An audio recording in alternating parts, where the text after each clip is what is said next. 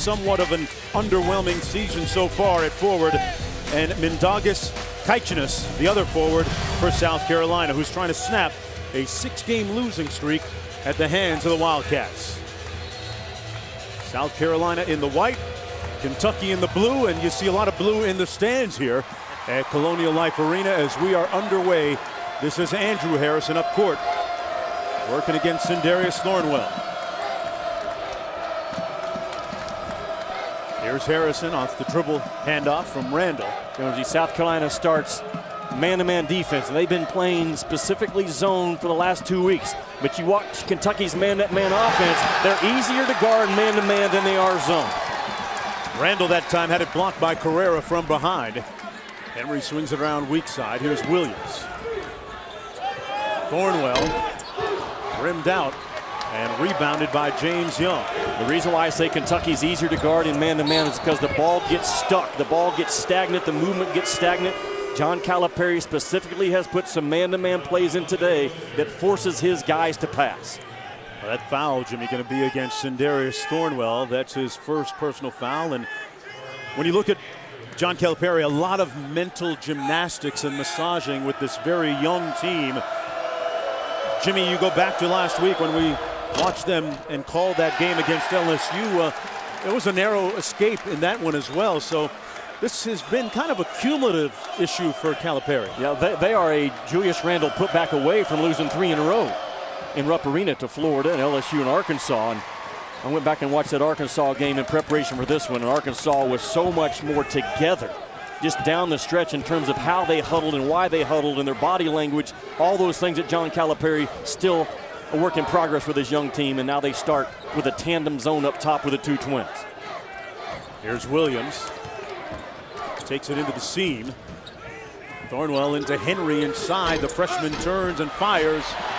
And rebounded by Julius Randle, who knocked Kaichinas into the first row almost. Dakari Johnson wheeling to the bucket and one.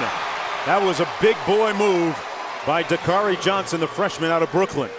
And Mark, we talked about the offensive struggles for Kentucky the last 2 ball games from the 2-point part of the floor. And Dakari Johnson that time does a good job of making sure that his right shoulder cleared out space before he went up with a shot. At times this year, he's done too many things off balance around the rim. That time he was on balance. This is the free throw, but Kentucky with a 3-0 lead. South Carolina trying to bounce back after losing their last game against Auburn. They've in fact lost 3 straight. And speaking of youthful, inexperienced teams, this Gamecock team, 7 freshmen and 8 newcomers this year. I like this Kentucky zone. It's kind of a tandem 1-3-1 zone initially. Will transfer into a 2-3 zone once that ball gets to the free throw line or lower. Williams, the shooter, kicks it out to Carrera with 7 on the shot clock, and he drills the 3. Mark, he's a key guy, Carrera is, because he will fight you. Now, his switch is not always on, but he's also been a terrific rebounder in the last 2 ball games, pulling it down a total of 25. Ties the game at 3. And Carrera hustling over the top of that screen to knock it out of bounds. Frank Martin, the second-year head coach, and really doing a lot of the mental massaging with his young team that Calipari, his counterpart, has been doing. Former head coach at Kansas State, where his teams average 23 wins a year. So it's a building process at South Carolina. And again, I like the move by Frank Martin to start this game man-to-man.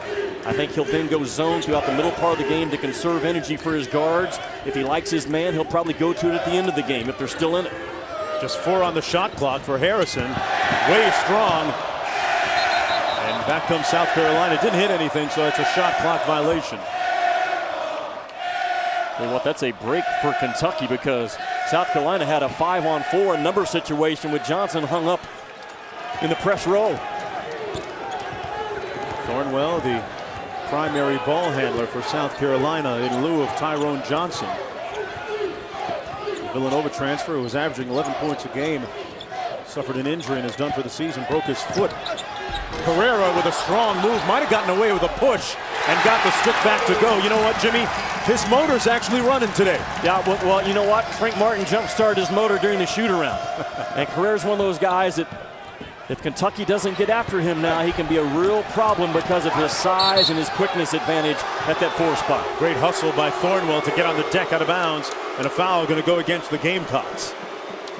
Carrera very aggressive to start this ball game. He's already knocked down a 3. But then James Young just has no resistance at all on a guy that's a good driver, not a great driver. But Young gave him an angle, and then the shoulder strength that Carrera just whipped him. That's the second personal foul, Jimmy, against Demetrius Henry, who has to sit down. 3 team fouls against the Gamecocks, done against Kentucky. And Ringer, Desmond Ringer, another freshman, 6'9", comes in, replacing the other freshman, Demetrius Henry. South Carolina's own Jonesy on the out-of-bounds play. And normally Kentucky really gets that ball moving to the third side well. A little late so far in this one. 17 on the shot clock, and to steal the ball up top. Jared Polson checked in during the last break, tipped away. Kitchenis with great hustle. It's going to be Kentucky basketball with just 9 seconds to go on the shot clock. Going to have to get into this offensive set very quickly. John Calipari has gone to Jared Polson early in this game. Felt like he played way too many minutes with Andrew Harrison on the floor against Arkansas. 3 on the shot clock, and it's blocked by Thornwell.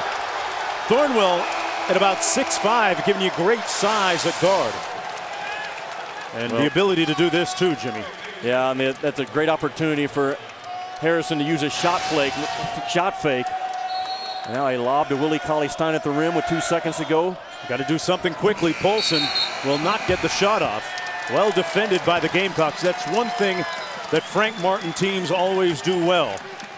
They'll play good defense in the half court. And it looks like Andrew Harrison is going to check in for his twin brother, Aaron Harrison. Andrew with 14 points and 3 assists, one of the few bright spots in that loss against Arkansas. Kentucky trying to avoid its first losing streak of the season. South Carolina shooting an SEC best 37% from the three-point line, but an SEC worst 44% from 2. So any baskets by the Gamecocks inside the three-point line are a big bonus for this ball club. Kind of a real puzzling stat, isn't it? Very puzzling. Brenton Williams shoots an air ball. Actually, it was deflected out of bounds. It'll stay Gamecock basketball with 10 seconds to go on the shot clock. Frank Martin going to draw one up when we come back.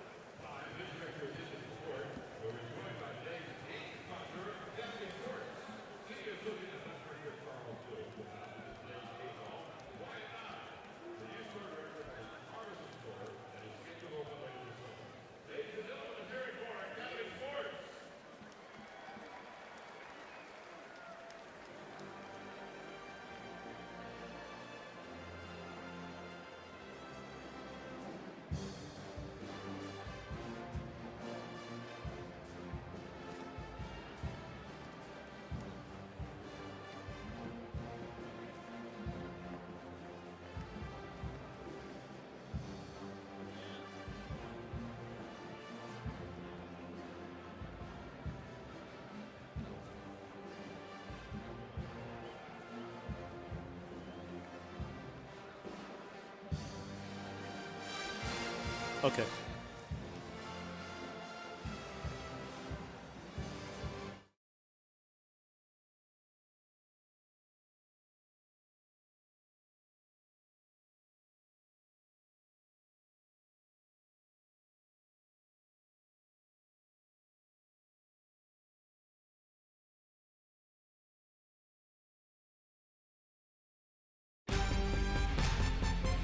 ESPN's exclusive presentation of college basketball is brought to you by Hyundai.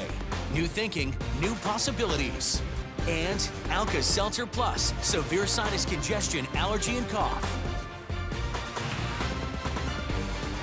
Oh, that's delicious, isn't it? One of the great eateries here in the Columbia, South Carolina area, the Blue Marlin, where you can experience a lot of the African, West Indian, Caribbean flavors, Cajun, Creole as well. Nothing beats shrimp and grits, Jimmy. Can we phone them on the way out of here? I hope they for deliver. Delivery? Yes. Wow. Please. And right now, Coach Calipari looking for the right recipe for his young team. 7 on the shot clock for the Gamecocks. Out of the timeout, Thornwell with the mismatch on Cauley Stein, but couldn't make him pay. And Carrera didn't put it back up. That's a shot clock violation. I'm not sure that hit anything. And a despondent looking head coach, Frank Martin.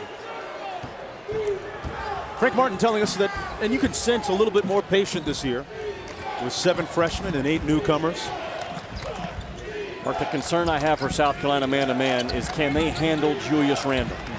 And Kentucky has to test that spot and get Randle touches.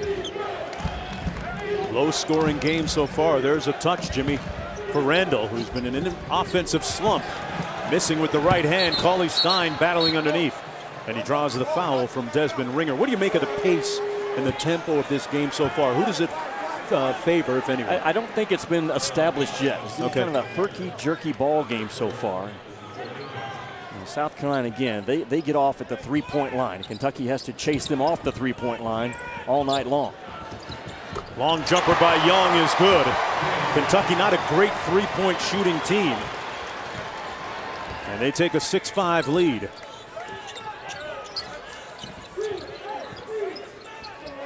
Thornwell out top. I like Thornwell a lot. He's actually probably about an inch taller than either one of those Harrison twins. His next step in terms of development is playing low as a 6'6" point guard, something that Michael Carter-Williams for Syracuse really didn't get a hold of until about halfway through his second year. There's Brenton Williams, their leading scorer, been kind of quiet so far.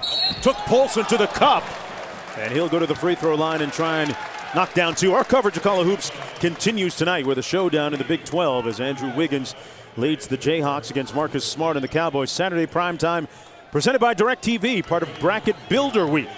Kansas, Oklahoma State tonight at 9 on ESPN, also on Watch ESPN. Williams at the foul line. He leads the conference in free throw shooting at almost 96% on the year. He made a school record 50 straight at one point.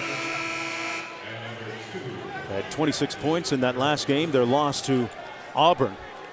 Mark, he can really shoot the ball, but he has kind of a low release as a three-point shooter. So there's a reason why his percentage is high, because he only takes open good looks. He can't make guarded shots, therefore he really has outstanding feel for shot selection. Nothing wrong with staying in your lane, right? On offense, especially as the officials taking a look at something at the scorers table. Now watch Brenton Williams here. I've talked about how good he is as a three-point shooter, so it sets him up to be about a half step quicker than he actually is, because you have to crowd him and not let him dial it up. A good offensive start for Williams to mix up a hard drive to balance out his threes. Gamecocks leading by 1. Played a little over 5.5 minutes in this ball game. Harrison to his twin brother, Andrew. And now, can you handle Willie Cauley-Stein would be what I would want to have answered right now if I'm Kentucky. Being guarded by Kaichenis. To play the ball screen well, Dwayne Notice has checked into the ball game. Olsen missing the 3 ball. Great offensive rebound, and that's what the Big Blue Nation does. They pound you on the offensive glass. Better than anyone in the country. And because they can do that, I think they could get into a situation in that NCAA tournament where they win a game that they probably shouldn't win, but the only reason why they do is because they pound and pound and pound you on that offensive glass. There's Notice on the wing. Notice in a little bit of a slump the last couple of games. Driving on Cauley-Stein. Inside, Carrera had it blocked, but he drew the foul on Harrison. That's Aaron Harrison who commits the foul. They're going to call it on the shot, and Carrera will get 2. Jones, it's interesting. Kentucky has no problem switching anything 1 through 5. So at some point within the possession, a ton of times when you're playing Kentucky, they force you to play one-on-one, and normally that's Kentucky's advantage. Carrera, meanwhile, knocks down the foul shot. 65% free throw shooter. A 6'5" sophomore from Venezuela. And now our officials, Mike Nance, Kevin Fair, and Tim Gaddis, trying to fix a clock issue with 13:23 to go here in the first half of play. Nice crowd here at Colonial Life Arena. And couldn't help but notice there's a big smattering of blue in the crowd here. If the building seats 18,000, there's at least 10,000 Kentucky fans here. Somebody sold their tickets, Jimmy. I'm not telling who. That's the power of the Big Blue Nation. There's Poitras. But Frank Martin really establishing a culture here in his second year. Staying the course. Getting his young team to buy into the process. Harrison, I think that was a pass. Poitras couldn't finish. And Carrera with the rebound and a foul against Poitras. South Carolina very aggressive in this ball game, guarding the ball at all 5 spots. Just climbing into the jerseys of Kentucky, forcing them to make a play with the ball instead of run plays. And Carrera getting a well-deserved breather on the bench. 3 team fouls against Kentucky, 4 against the Gamecocks. Thornwell up court, neither team in double-digit scoring yet.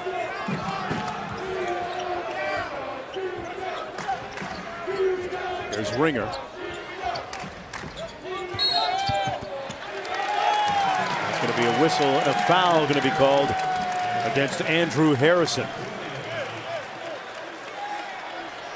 And that gets James Young off the bench. That's Harrison's second. Andrew with 2. What kind of issue, if at all, does it present for Calipari? I don't think John Calipari knows, because he doesn't know what he's going to get from game to game out of Andrew Harrison. John Calipari saying the same contact on that end, you're letting go, and we're getting called for it on this end. Here's Dwayne Notice, the native of Toronto, Canada. Over to Steele. Steele off the screen, back to Notice. Making Kentucky work to that 4th or 5th pass. Does it pay off? Nice drive and kick. Williams from the corner, short. Quentin Williams telling me his best spot, his favorite spot from 3-point territory is that foul line extended area. That time missing from the baseline. Young with a tough drive and draws the foul on South Carolina. And James Young going to go to the free throw line. That one's going to go against Kitchenis. Really, South Carolina bailed out James Young. It was the first pass. The defense was set. He took it right into the teeth of the defense and was going away from the rim. Don't bail him out. Now, he has struggled from the free throw stripe. Couldn't close out with made free throws against Arkansas the other night. Right around 50% in that overtime loss to the Razorbacks. That's been one of the more perplexing things for Calipari this year. James Young had 11 points in that loss. Mark, I think James Young, next time he goes to free throw stripe, I'll talk about it. I think he gets his feet too close together. His feet have a different base as a free throw shooter than when he's a jump shooter, and that should not be the case. Kitchenis. Williams out top. Williams on the drive, forced to take a tough one. And Frank Martin with his palm skyward, looking for a call, won't get it. Polson now. Aaron Harrison with a nice spin move. And a foul going to go against South Carolina. Julius Randle getting a breather on the bench, trying to snap out of that mini slump. And coach trying to catch a break somewhere. Back after this.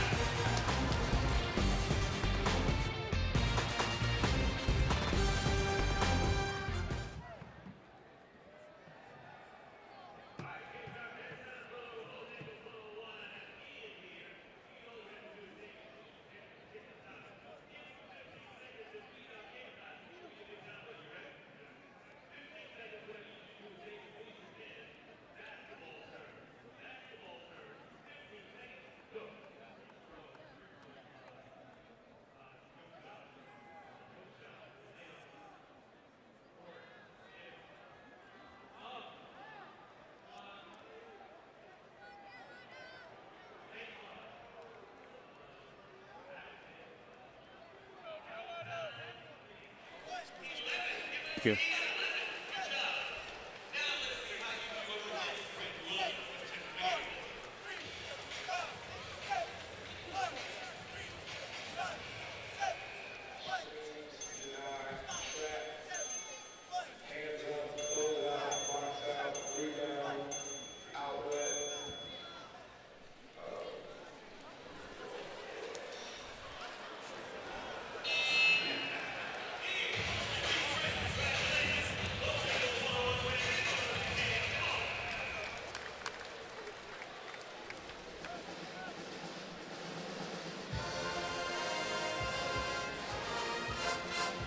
Welcome back, everyone, to Colonial Life Arena in Columbia, South Carolina. You're watching the SEC on ESPN. Bracket Builder Week, the first Saturday in March when things really start to heat up. And Julius Randle still trying to do just that. Well, this is the guy that Frank Martin's concerned with in this ball game, trying to defend him. Here's the reason. In isolation plays where he's purely one-on-one, he's below 1 point per play at 0.7.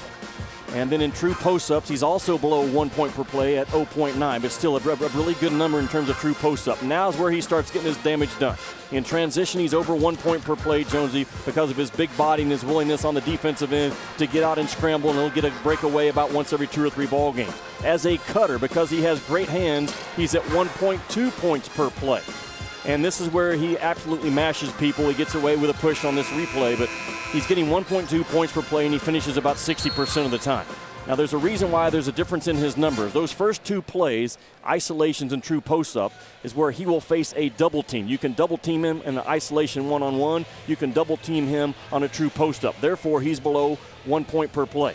These other 3 areas, transition, offensive rebounding, and cutters, you're not going to double team. That's an action move, and therefore he really thrives in those areas. So if I'm Kentucky in this ball game, you want him cutting, you want him in transition, and obviously on the offensive glass. It's been an evolution for Julius Randle as well as the rest of his freshman teammates this year. A very highly heralded class. One of those guys at the foul line right now, Aaron Harrison, at 79% on the season. Harrison coming off a tough night against Arkansas, just 2 of 12 against the Razorbacks. Jimmy, tell you what, the Razorbacks, one of those really burgeoning, successful teams right now. They've found another gear in the SEC. They've gone from not in the tournament conversation 10 days ago to they're ahead of 5 or 6 teams right now. Another win today by Arkansas at home against Georgia. Arkansas was tougher in that ball game. Let me tell you why. They did not miss a free throw. Kentucky in that ball game, they weren't tough enough to make free throws. Forget about your stroke. Are you tough enough to make them in game-winning times?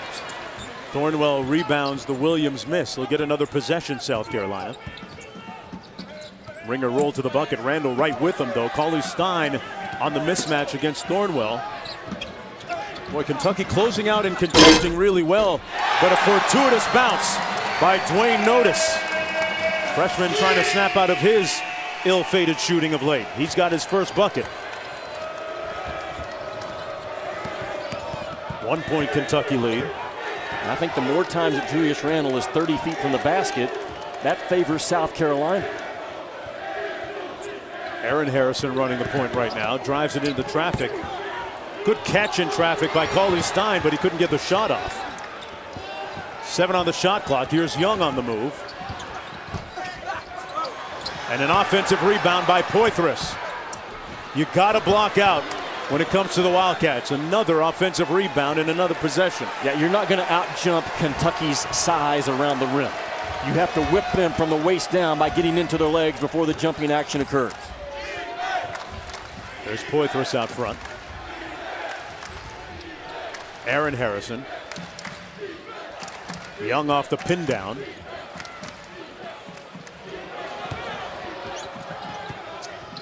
Poitras literally bumping into his own teammate with 3 on the shot clock.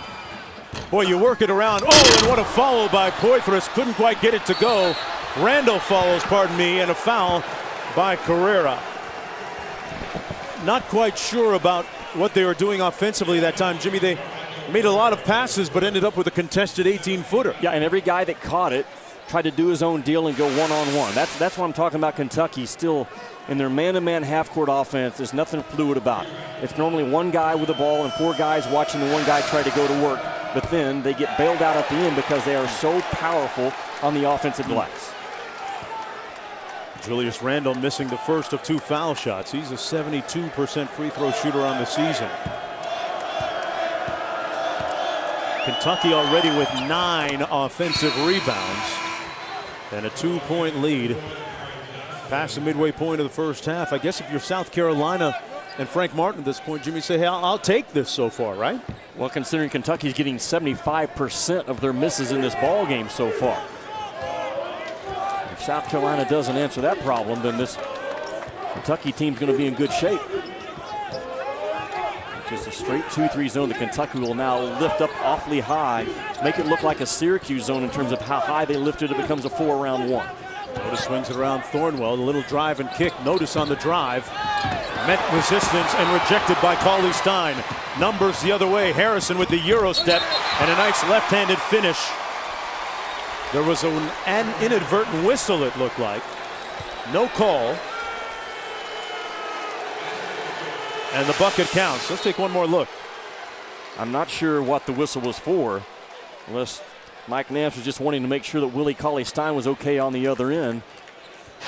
I think that's what I think he blew the whistle to make sure that Cauley-Stein was up and okay, and then we resume play. 4-point Wildcat lead. Look how high Kentucky will lift that zone. That time all 5 guys were from the mid part of the lane higher. They trust their length and almost dare you to throw over the top of it toward the baseline. That last foul against Dakari Johnson, his first personal foul. Brenton Williams has been quiet so far. Flared out to the corner. Carrera couldn't find him. Under 9 minutes to go in the first half. Thornwell out top. Williams may struggle against the length and the size that Kentucky can throw at him because the kid's only 5'10". Thornwell on the blow-by. And a foul on the play against the Wildcats for Kentucky. Another team foul. That's the second against Cauley-Stein. And that's their 6th team foul.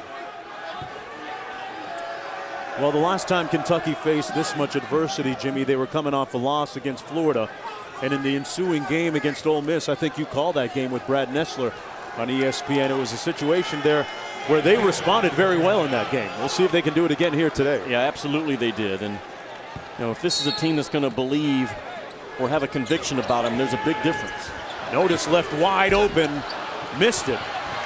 And a 2-on-1. Poitras on the move. Got his own rebound. Got it blocked by Carrera, whistling a foul. And Kentucky continues to just be unrelenting and unremitting on the glass offensively. That's probably what Kentucky does best right now, is rip that ball off the defensive glass and then flood the floor with size and pound you on the offensive glass. Mark, I talked about the difference in believing and conviction. If you believe in something, you will argue about it. If you have conviction in something, you'll die for it. Until Kentucky gets a conviction about how they're going to play right now, they're still vulnerable. Well, let's take a look, Jimmy, at the smart investments that Kentucky's offensive rebounding and second chance points have made this season. Brought to you by TD Ameritrade. Some impressive numbers by the Wildcats. Couldn't get that offensive rebound, though, and there's going to be a foul on the play against Julius Randle. That's his first. 17th foul, and now South Carolina's Michael Carrera will go to the free throw line. Gamecocks down by 5, coming in at 10-18 this year overall, 3-12 in conference play. And Frank Martin telling us this morning at shoot around that for them, beyond the wins and losses, he's getting his team to buy into the process of working hard to improve every game. His team that has been beset, Jimmy, by some key injuries. You know, they lost Tyrone Johnson, and not to mention the leadership of two-sport star Bruce Ellington, who was a key part of this team. When Bruce Ellington practiced with South Carolina and played 3 games, he's here for about a 10-day period, the competitive level went up. And that's, boy, Bruce Ellington's a guy that brings positive peer pressure to people. This is a young South Carolina team, Jonesy, that doesn't have a point guard. Think about that. A young team with no point guard. But they have continued to fight. Only 2 times this year, Frank has been disappointed in their effort. Well, Frank Martin has a great point guard coming in out of high school next year. Marcus Stroman in the state of South Carolina here, local kid. Approaching 8 minutes to go here in the first half. The zone has the Gamecocks a little bit hesitant offensively. A lot of contested shots. The lob up top. I'm not sure if Carrera was ever going to get over the top of Dakari Johnson. That doesn't seem like a good matchup, Jimmy. That's what I'm talking about. Kentucky, they trust their size. They lift the zone and they say almost, go ahead, try to throw a lob. We'll see you at the rim.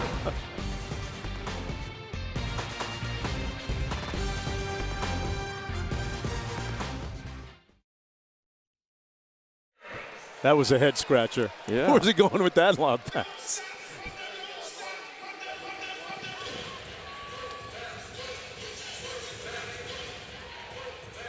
Well, that's a good job. That's a good job by Dakari.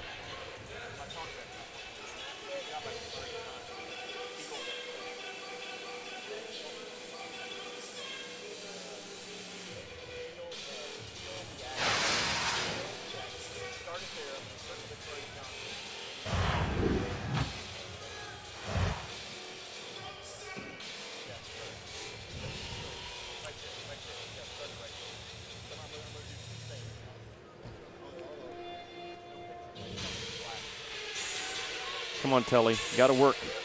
Got to give me a picture, Telly. Got to be kidding me. Is it off? There it's on. Okay. Now I'm going to do this. I'm going to say, look how high they lift their zone. And then right here, watch Dakari Johnson feel the action. And then let it run.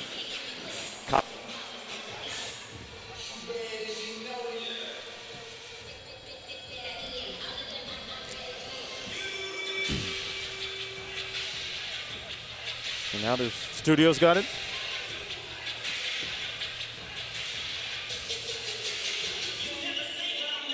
Rock, there's no picture in my telly again. I'm just letting you know. That makes it kind of difficult to tell us straight. It'll be there. Having trust issues with our equipment for today. Trust issues. Never good.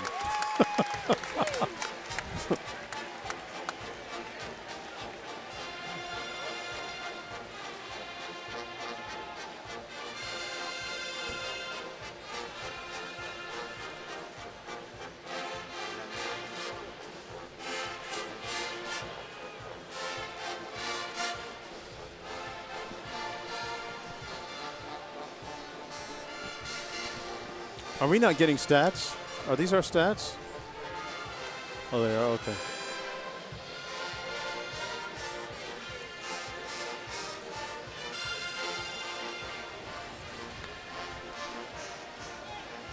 All right, thanks a lot, guys. Back here, 16-12, Kentucky with the lead. Part of Bracket Builder Week, the SEC on ESPN. Under 8 minutes to go here.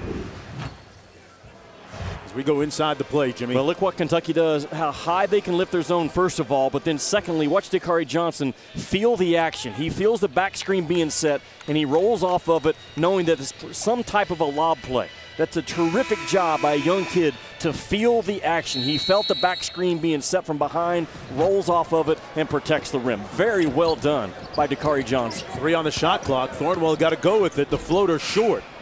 And rebounded by Julius Randle, who has yet to score in this game still. Young fires away and knocks down the mid-range shot. Gamecocks run it right back at Kentucky and one. The man of steel, Brian Steele. And John Calipari incensed on the sidelines that his team would give up a fast break, Jimmy, after a make like that. Well, and that's on Aaron Harrison, the guard spot right now. He cannot get sucked into the action when Kentucky's attacking on the run. Nice finish by Steele. Couldn't complete the three-point play. Gamecocks down by 4. 7.5 minutes to go here in the first half. Is this a time of game where Calipari makes a concerted effort to get Julius Randle going a little bit? You know, I think he trusts Julius Randle to get himself going. Okay. Now, I'm with you. I would call his number right now, looking out on the floor. Who can check Julius Randle on that low block? Nobody. I'm still looking. That's the answer. Yeah, that's the answer. Henry's going to try right now as he checks back into the ball game for Michael Carrera. This will probably be a zone out-of-bounds underlook by South Carolina. Short clock. Kentucky's got to get that ball moving right off the bat. Swinging around to Poitras. Young drives it into traffic, drew the contact from Williams, and he'll go to the free throw line for a pair. Well, Sunday at 1 o'clock on ESPN, Trisha Liston and the Blue Devils head into Chapel Hill to take on Diamond DeShields and the Tar Heels in a heated conference matchup. Then Monday at 7 on ESPN2, a highly anticipated showdown. Brianna Stewart, number 1 UConn, look to continue their pursuit of perfection when they face Shoney Schimmel and number 3 Louisville. Women's college basketball, part of Bracket Builder Week. Both games also live on Watch ESPN. And boy, Brianna Stewart leading the Huskies at almost 20 points a game as they continue to look indomitable on their schedule. We may very well have 2 teams on the women's side start that NCAA tournament without a loss. I really like Diamond DeShields' game, the daughter of Delano DeShields, former great outfielder. Thornwell on the drive and one. Mark, how does that happen? Off of a free throw situation, Kentucky cannot get their defense set. And this kid here is going to be a handful to guard. And Kentucky misses off the offensive rebound, but now watch, the blue jerseys are running, but they're not running with a purpose. And Alex Poitras, not aware of where the basketball is, actually sets a moving screen on Harrison himself and allows Thornwell to get to the rack. And Thornwell completes the 3-point play. That was the second foul against Poitras. And it's a 2-point ball game with just under 7 minutes to go here in the first half. Kentucky trying to avoid its first 2-game losing streak of the season. Olsen running the point. Kentucky shooting 5 of 22 from the field. Their offense very arrhythmic right now without any flow. Young might have gotten away with a walk. Whistling a foul, going to go against South Carolina as they continue to try to keep Julius Randle off the offensive glass. That's going to go against Carrera. That's his second personal foul. The only offense that Kentucky has right now is just driving the ball with strength through contact, getting it up on the rim and getting an offensive rebound. Now that might work on the road against South Carolina, who's down there at the bottom of the SEC. That will not work in March in the NCAA tournament. Their half-court offense has to go to another level in terms of ball movement and people movement quickly in the next 2 weeks. Julius Randle on the scoreboard. 3 points now in the ball game. Mark, if you're not moving the ball and you're not moving people, you're not moving the defense. There's too many good defensive teams out there that can just clamp this stuff off for Kentucky right now. Thornwell on the drive. Nice feed inside to Demetrius Henry for the bucket. Sandarius Thornwell, as a freshman, has been asked to do so much under duress and tough circumstances. Randle on the drive and kick. Young makes the catch, but Thornwell and a couple of other guys playing big, heavy minutes for South Carolina. Like what Frank Martin said about Thornwell, he cares.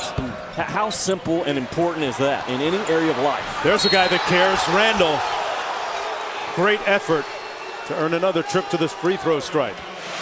Sandarius Thornwell is 6'5", and as he learns to play lower, he's going to become a better passer inside the defense and a better finisher because he's going to have a better, stronger base that you can't knock him off balance. That's a couple of key areas for this kid going forward. Playing the game on balance, playing the game lower, and becoming a little bit more of a trusted jump shooter. He leads the conference, the SEC freshman actually, in scoring in conference play. As Julius Randle, another quiet game so far offensively, has 5 points, 6 rebounds though. On pace for a double-double. Has 15 of them coming in, and that's going to be a technical foul. Kevin Fair lit up Calipari with a tee. Calipari livid about something there on the sidelines. It might be an accumulation of stuff. It's sometimes how officials look at it, because John Calipari's been on them about what he feels like his contact on one end is not being called equally on the other. Now that's through his eyes. But you're right, Kevin Fair has had enough of an accumulation probably of John Calipari. I don't think there was a hot button word that was said specifically. It was probably just said, Coach, enough is enough is enough. And Williams knocks down the free throws. Make it a 2-point game, under 6 minutes to go in the first half. Couldn't have drawn it up any better if you're a Gamecock supporter. And Frank Martin with his young team, an understaffed team right now because of a key injury and another player that left right in this ball game. Thornwell, and cleared by Randle. Well, the ones you have to make against Kentucky, you get that ball around the rim, a clean look that was missed by Thornwell.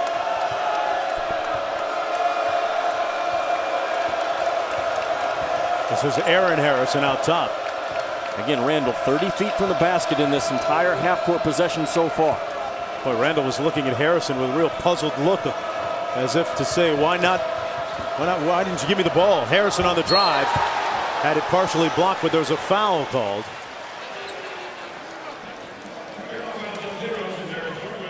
That foul is going to go against Thornwell, his second personal foul. Well, you know Frank Martin right now on that bench for South Carolina is thinking one key thought. Can we guard the basketball? That's the one problem that they're having in this game. They can't guard the ball, therefore they can't guard the rim. They can't get it off the board. Harrison knocks down the first of two shots, 79%, as Drew Harrison comes in. When we saw Kentucky last Saturday against LSU, it was interesting that Calipari was telling us that he's starting to implement that zone a little bit more, and maybe playing a little bit more zone than he wants to at this point, Jimmy? Well, I think his team's built to do it. Okay. I'm not sure he trusts his guards to really lock down the entire possession. Now, I see Kentucky slapping the floor. Here's what I like about that. It tells me that they're trying to be engaged defensively. But if you don't come out of that stance after you slap the floor and fight it for 35 seconds, the only thing it does is hurt your hands. Great point. Thornwell over to Notice. Thornwell for three. Got it! He's a big-time guard now in terms of a development. 6 points for him, and it's a 1-point game. And now South Carolina goes to a 2-3 zone. And Kentucky's been good against the zone all year. They go to their mash action on that low block for Julius Randle. Randle squares up at the elbow. Harrison out to Young, maybe their best perimeter shooter, but off the mark. Rebounded inside, and Henry ties up Dakari Johnson. The possession arrow in favor of Kentucky. What you like about Thornwell, he's only a 31% three-point shooter, but he really shoots it with confidence. I thought he snapped it off really well this morning in the shoot-around. And because, again, he's 6'5", 6'6", you can see that rim against the long arms of Kentucky. One of those great high school programs, Oak Hill Academy. Harrison from outside.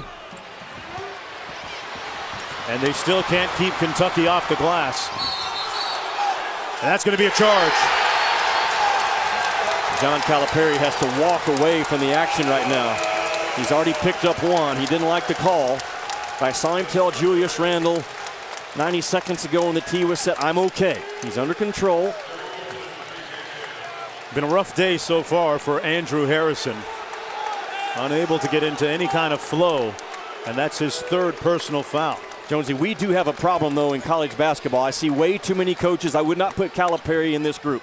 Way too many coaches with vulgar language just continuous for 2 hours on officials right in front of an athletic director or a school president that sits behind the bench and watches it the entire time and says the official should take care of it. No, you as a school president and as an athletic director should take care of your head coach. Gamecocks with a 1-point lead.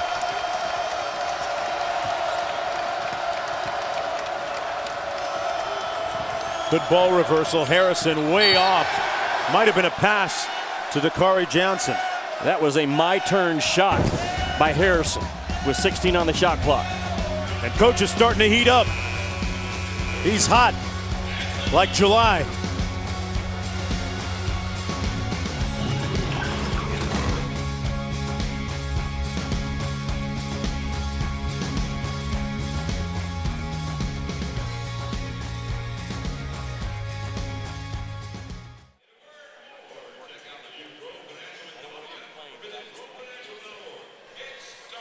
I can't work. Yeah.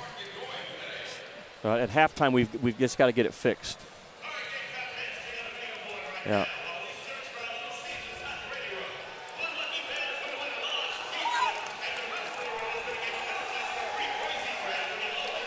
It's all good.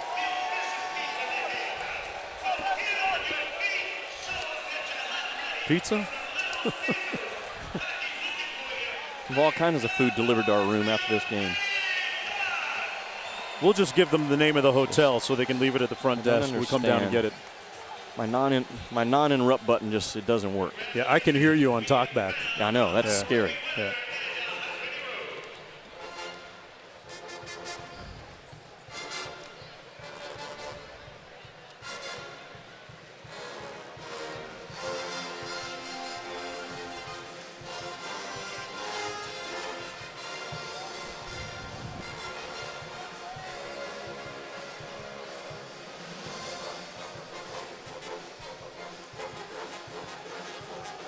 Yeah, they're shooting 18%. Kentucky is in this game. You can hurry. 26-25. 19%. Okay. Let's just tilt that way. So, oops, sorry. Just so I can see. Yeah, that's good. 1, 2, 3. Still have nothing in my right ear.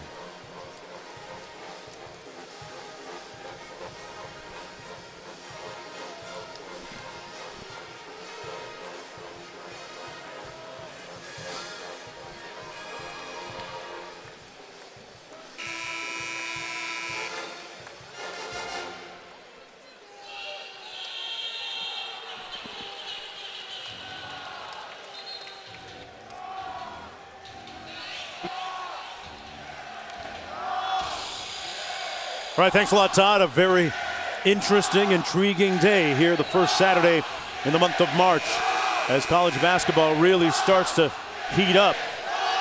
There's a look at some cogent numbers so far. Kentucky doing what they do on the offensive glass, Jimmy. It's really amazing. Kentucky is 5 out of 27 from the field in this game. They're shooting 18%, but they have 16 offensive rebounds, and it's a matter of time before they start converting at a higher rate.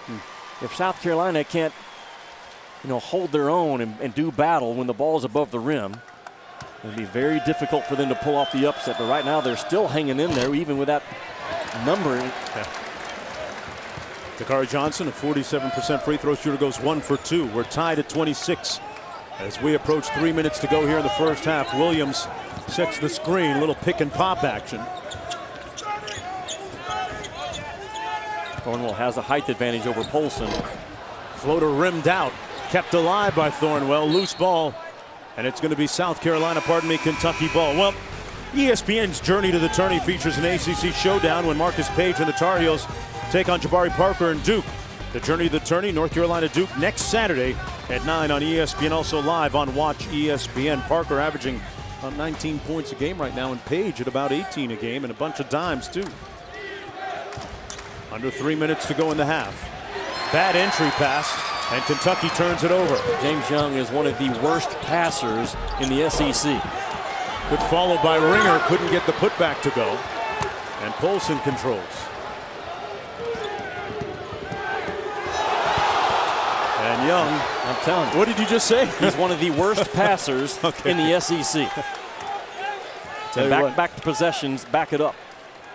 2 empty trips down the floor for the Wildcats as their offensive woes continue. Look at the movement by South Carolina, Jonesy, in their half-court offense compared to Kentucky's. They're moving, they're cutting. Yep. Multiple guys are getting touches. It's not one guy trying to go one-on-one. And Williams knocks down a nice pull-up. South Carolina leading by 2. Williams with 6. He's their leading scorer at 14.7 per game. Inside, Johnson fouled by Desmond Ringer with 1:51 to go in the first half. Dakari Johnson going to make another trip. That's the 3rd foul against Ringer. And that's going to bring Lamonis Jukevicius off the bench for Frank Martin and into the ball game. A little bit more length.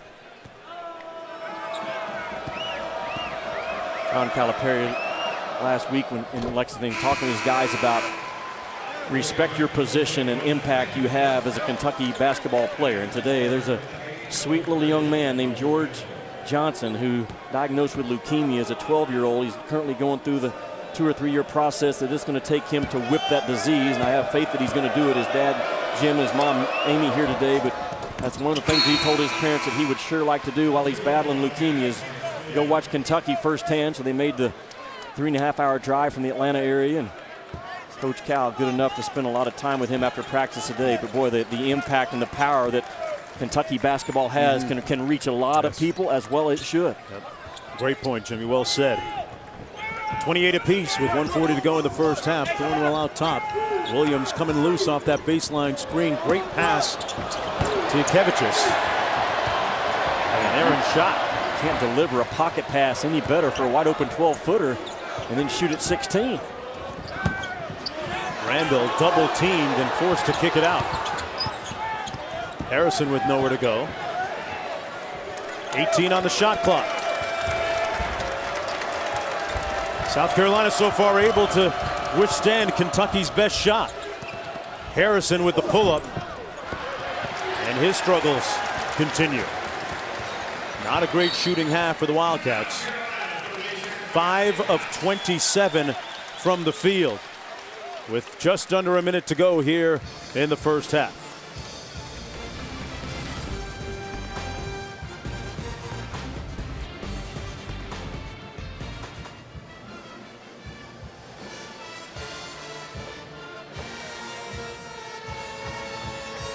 Okay. Wait till halftime. Yeah. Wow. Because when you hit it that one time, I kind of heard it.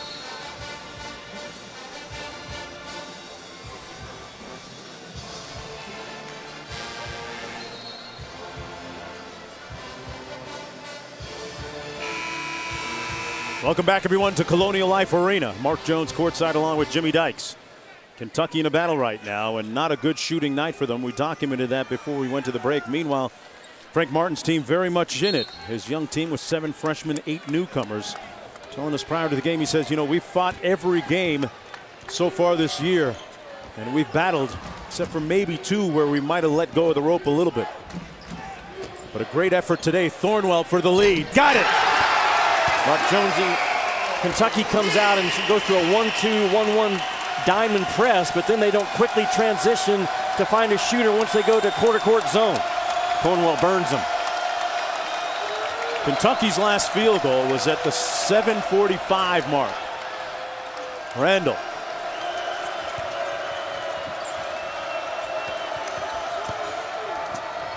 Randall with the wild shot, rebounded by South Carolina. Now they can run it down and get one shot and go into the locker room with the lead.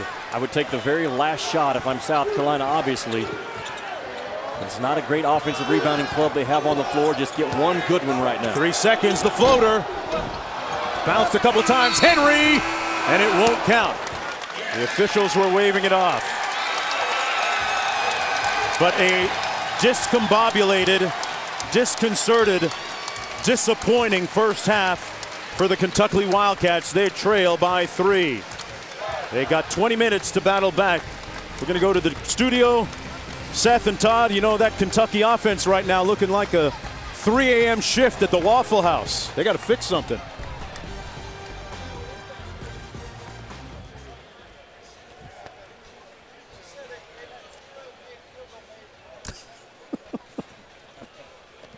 Well,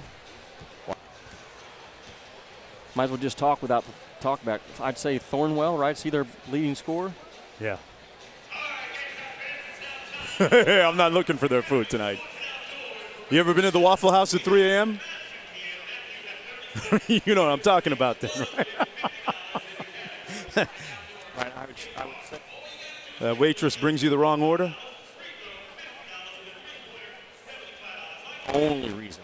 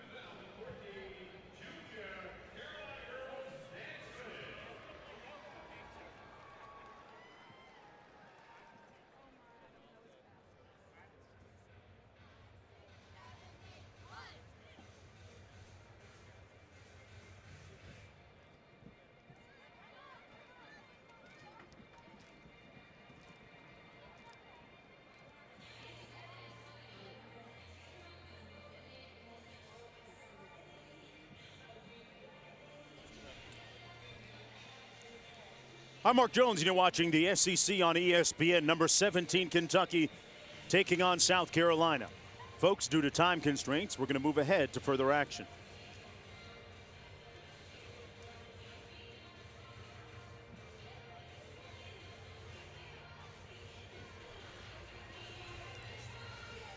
I'm Mark Jones, courtside alongside Jimmy Dykes, and you're watching the SEC on ESPN with the South Carolina Gamecocks hosting number 17 Kentucky. The Wildcats trying to make it 7 wins in a row against South Carolina. Folks, we'll move ahead to further action right after these messages.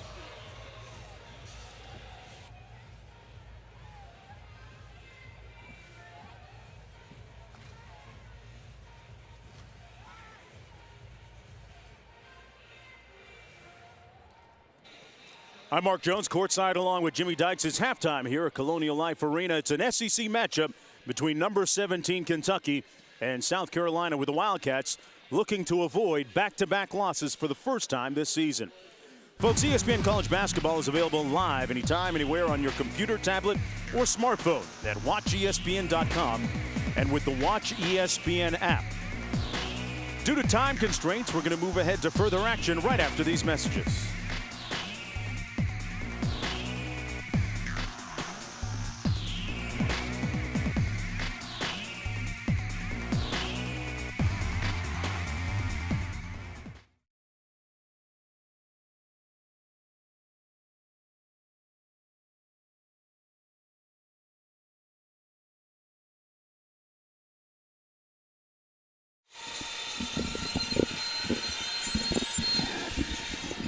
This is color headset here. Oh yeah, that non-interrupt side now is cranking. Jimmy's right here. You want me to put him on just to make sure he's happy? Interrupt is good. Back on air. Back on air. Jimmy's right here. You want to let him listen to it, see he's happy?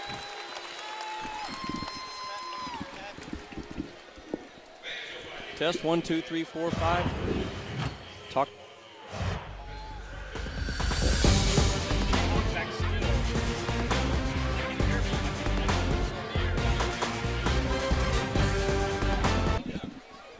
Test 1, 2, 3, 4. 1, 2, 3, 4, 5, 6, 7.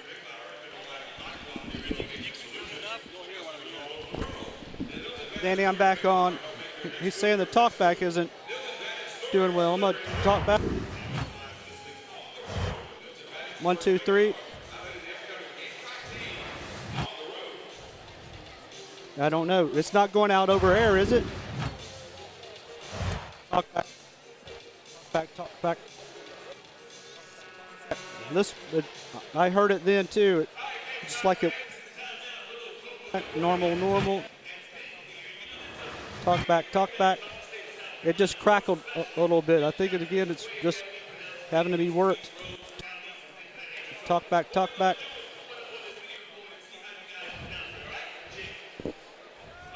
All right. Yes, I think so. All right.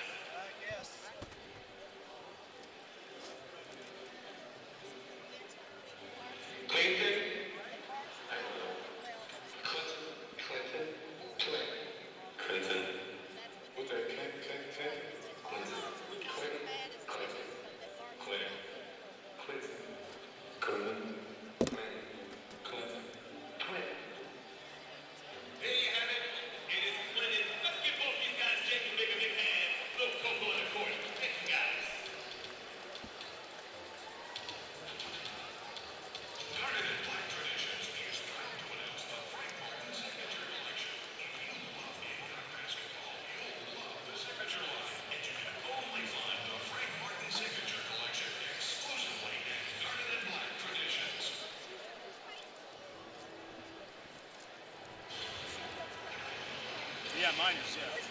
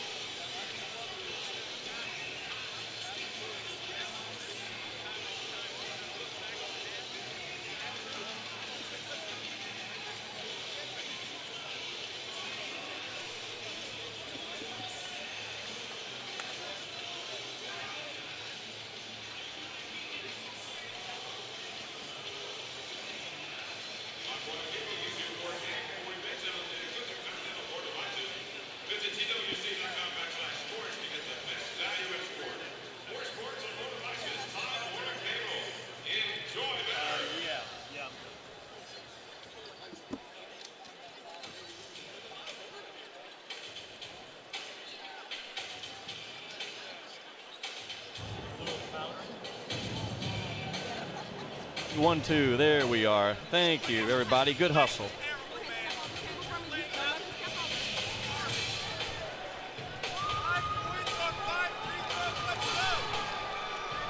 Okay, here he comes. You ready? Okay. Well, they shooting 17%.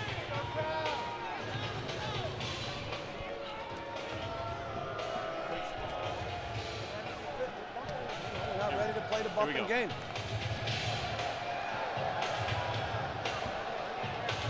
Cal, I'm sure you got a lot of concerns right now at halftime, but you're shooting 17% from the floor. Why is that? A lot of bumping and grinding, and we want to use it as an alibi. If they're letting all those plays go, body checks, you drive and hip, well, play. What am I going to do now? Get thrown out? I made my point. You're going to let it all go? They do. You have to see how the game is being played and then be mature enough to play that way. So either we'll come out and play through all the bumping and grabbing and all that stuff, or we won't win. I mean, it's really that simple. Coach, thanks for your time. Thanks.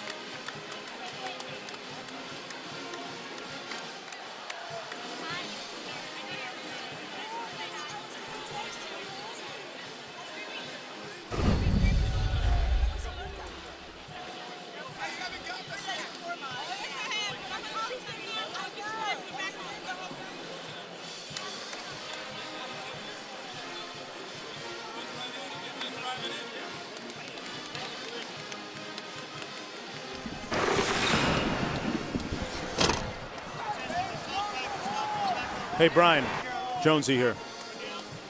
At the top of the open here on camera, Yes, sir. do we talk about this maybe in the context of what's at stake for Kentucky in Bracket Builder Week here? It's a good time to revisit that.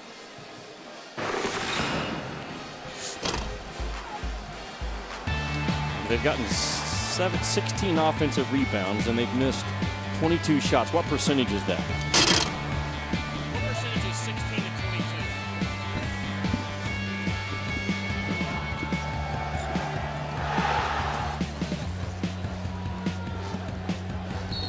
Oh, man. A lot going on.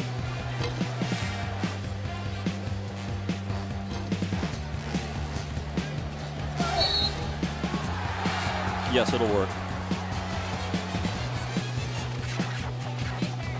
Right. When are you going to use that interview? Right.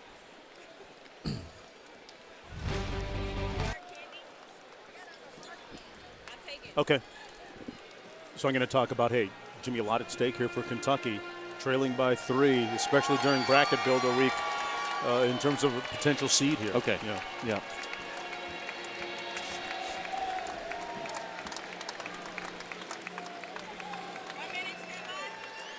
Thank you. Yeah. Yeah.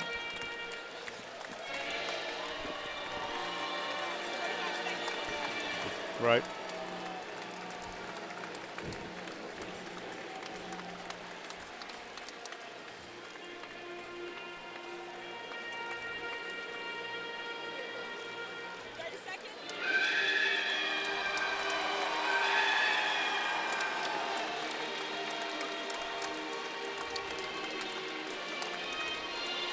It's not your. We're all working hard. We're all trying.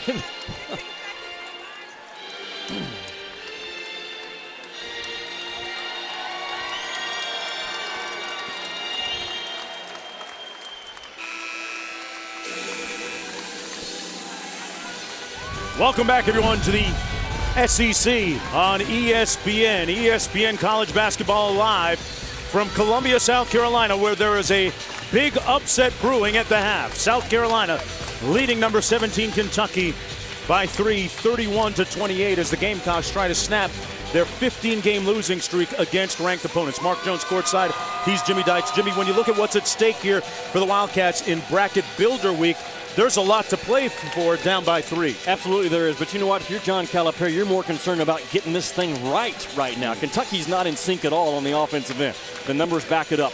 His offense right now is stuck and stagnant in terms of man-to-man.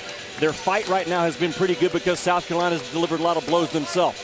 This is a hard game for Kentucky to win right now because offensively, there's nothing there. If they're not pounding them on the offensive glass, South Carolina probably has a 10-point lead. Nothing there offensively, as in they shot 17% from the field. As we take a look at the highlights, offensive rebounding kept them in the ballgame. Yeah, Kentucky's getting 72% on the offensive glass. 72%. That's why they're in this ballgame still.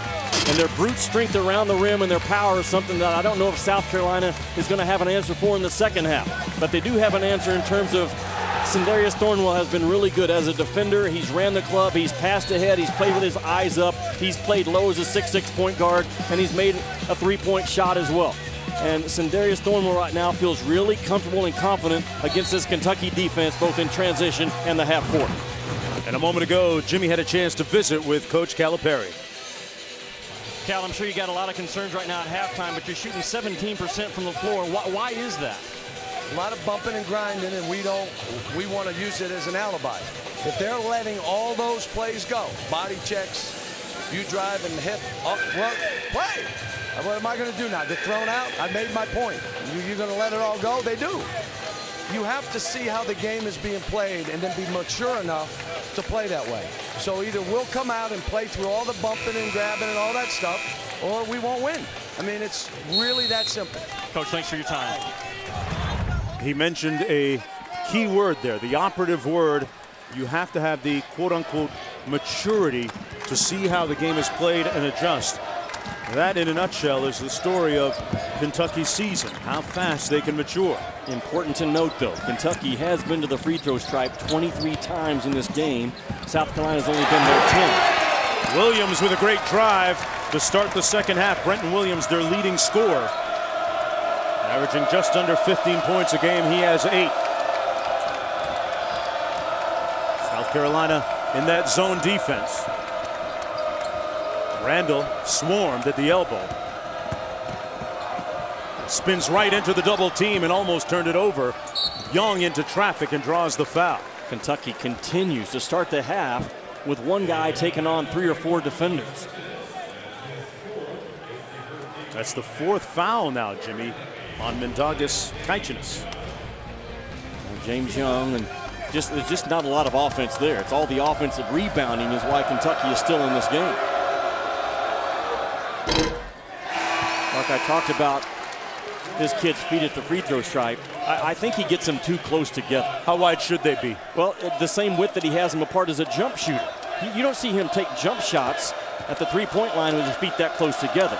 That's a very narrow base that's hard to control up top, so I think there is some consistency problems because of where his base is as a free throw shooter. That's my take on it. Maybe that's why he's a 66% free throw shooter. And for a guy that shoots much better from the field and from three-point territory than most people, you'd expect more. The lob up top. That's the second time they've thrown that pass. Neither had a chance. Young on the drive, couldn't convert. Henry with the board. And a slick move by Thornwell. Great dime! Yukevicius with the slam. Timeout, Kentucky. South Carolina leading by 6. And an upset brewing in Columbia.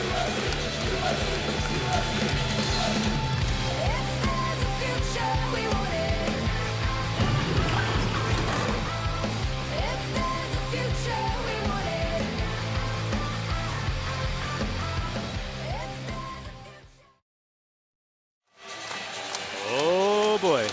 Oh no. He's hitting me in the head with his. It's good.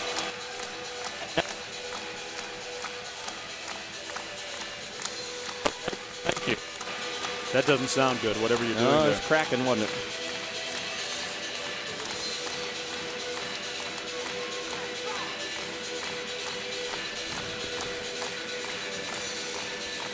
Sure. Yep, see, I have my fingers. It's unbelievable.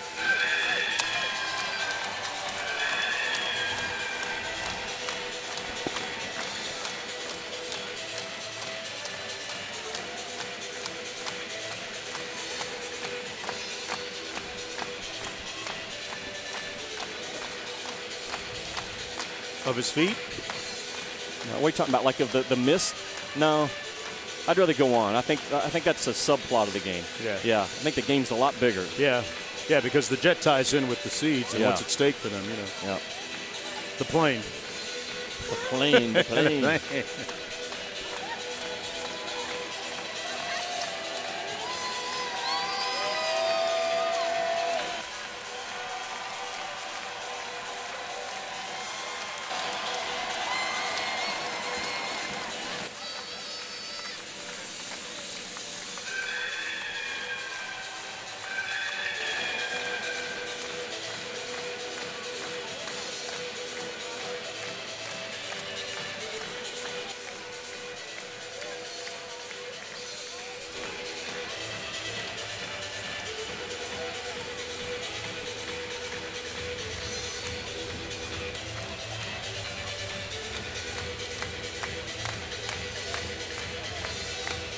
Kentucky down by 6 in Columbia to South Carolina. You know what I love about Jimmy's Jet, folks? You get 2 bags free. You get to check 2 bags free, and each of these teams got baggage. Well, they do right now. Well, I think Syracuse, with a loss, I could easily see them coming back here in Kansas if they win, moving up. What I like about the back of my Jet right now, Arkansas, I think, is solidly in the NCAA tournament as of today, and Tennessee, with a crush of Vanderbilt, has them solid on the back of the plane, too. So 4 teams out of the SEC, Florida, Kentucky, Arkansas now, and Tennessee are on my Jet. There's only 68 seats there. Arkansas has had to look at my Jet, which I keep parked in the hangar in Fayetteville for the last 4 or 5 years, wishing I wish I could get on. Now they are. Well, now they can get beyond that red velvet rope that you keep around it. And off the turnover, South Carolina now with a chance to go up by 8. Here's Williams.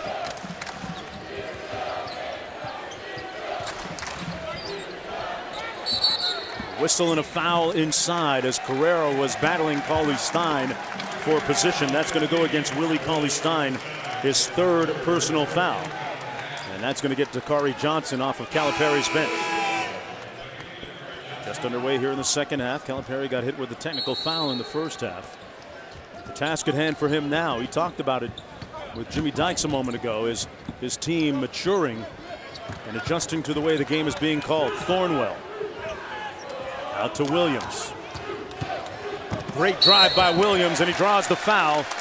He'll go to the free throw line for a pair, really pressing that defense. And that foul is going to go against Harrison, his first. You've got to guard the ball. If you can't guard the ball, you can't guard the paint. If you can't guard the paint, you can't rebound the ball. And Harrison just gets clipped. That's not a real strong ball screen. He just gets clipped and doesn't fight through it. Harrison knocks down the first free throw. A graduate of Santa Fe College, where he played for head coach Chris Morey, whose Saints had a great year this year. Finished up 22-9 in a strong showing this season. I think I've watched some of those games with you on your iPad, right? Isn't that where your son Shay is? Yeah. Absolutely. Redshirt freshman.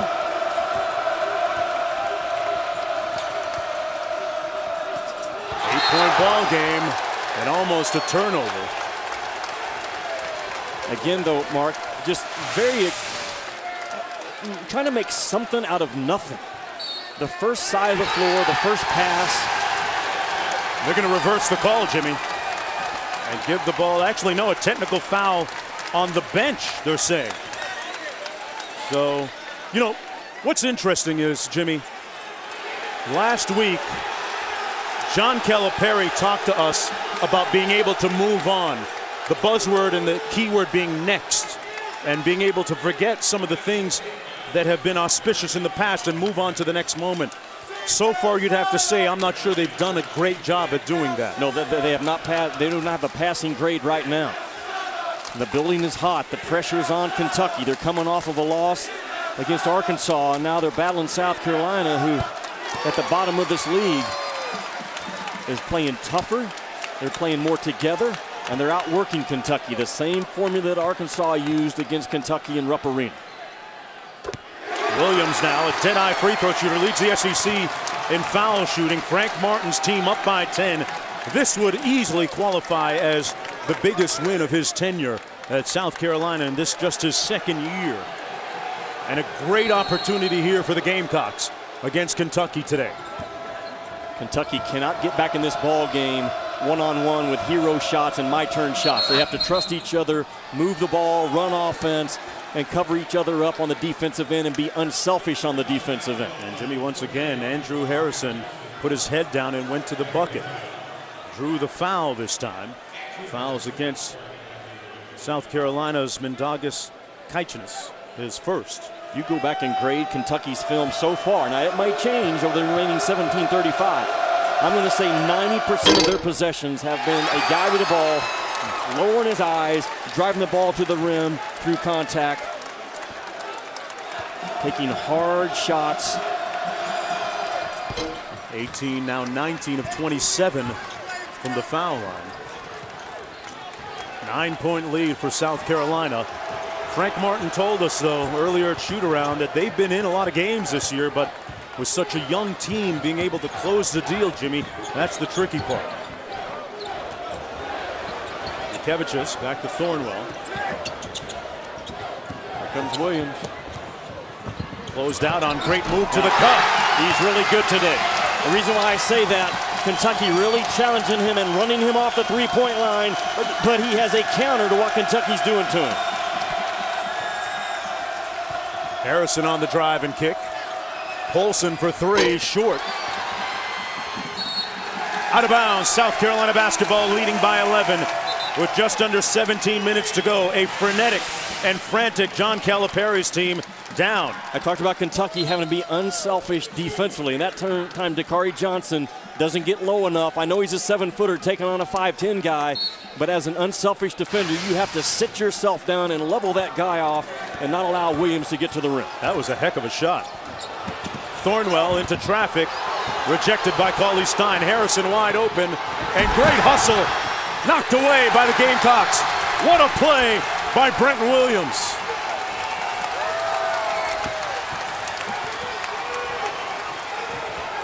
Tremendous hustle and effort by Williams to knock that pass away. Kentucky's not going to be able to out-talent themselves to this win. They're going to have to fight. They're going to have to get together. They're going to have to start working. All those issues that John Calipari had concerns with in October, November, December, January, and February, it is now March, and those things continue to rise up on this young ball club. Willie Cauley Stein rang the alarm for his teammates. Cauley Stein, one of the few key players, rotation players, that returned from last year. He said, guys, we've got to get serious because I remember what happened last year. We ended up in the NIT against Robert Morris, and system failure can happen in a hurry. Yukevicius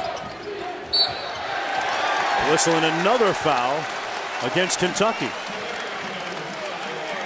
John Calipari is going to go to his best defender, Dominique Hawkins.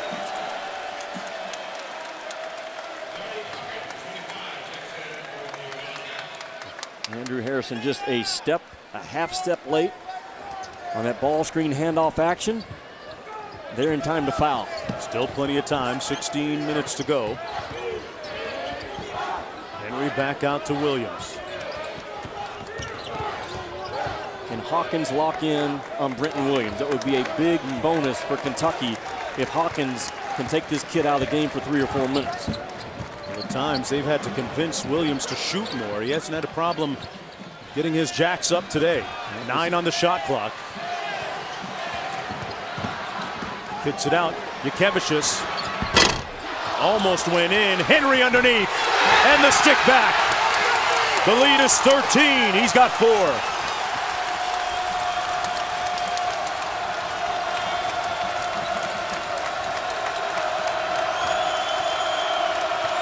And the building is turned up Young on the drive. Poitras with the offensive rebound. Another hard shot by James Young early in the shot clock. Boy, Young did well to make that catch. And this is going to be a backcourt violation. James Young, as a passer, a real problem. Again, Kentucky is in for a fight. How will they respond in a hot building with 15:02 to go? I'm telling you, they're not going to be able to out-talent their way to a victory right now. They're going to have to come together in a hurry.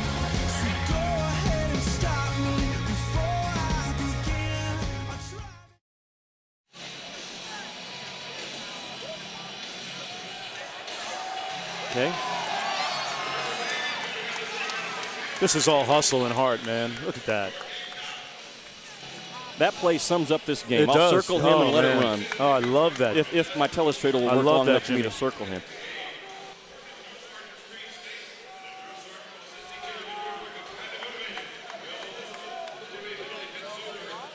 I want you to watch the effort here. Boom. This sums up the game for me. That's a bad arrow.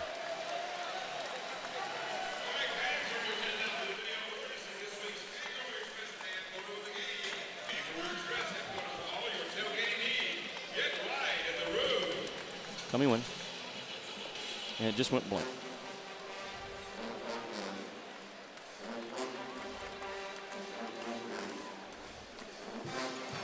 That's big time hustle. Yeah. Yeah, man. Am I getting killed? No, you're good. Someone just said that they loved what you said about the coaches cursing. Good point, man. Hey, and speaking of which, our boy has been great. you know what? We should talk about that at some point. What would you call this? I would call this Heart and hustle. heart and hustle. That's all it is.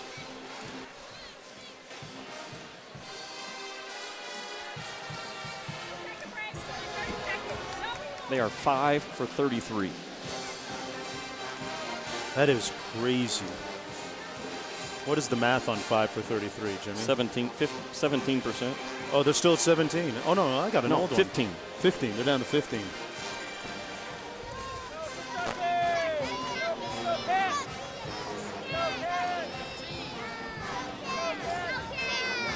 Welcome back, everyone, to Columbia, South Carolina. The Gamecocks leading by 13. Looking for the biggest win of Frank Martin's tenure here as we go inside the play, Jimmy. What's it about? And this play sums up this ball game right now. It's the heart and the hustle of South Carolina. Watch Brenton Williams at the top of the screen. Now watch what happens when the shot is taken. It looks like Kentucky has a run up, but look at this. You talk about the speed, the effort, and the terrific individual one-on play. Then he takes a hard hit, boom, right into the basket, and he comes up swinging still. That's what Kentucky's up against more than anything else. Kentucky has better talent than South Carolina at all 5 positions. So far, they don't have better heart, they don't have better fight, they don't have better hustle. Brenton Williams, 14 points in the ball game. Had 26 in that loss against Auburn a few nights ago, but connected on 5 threes.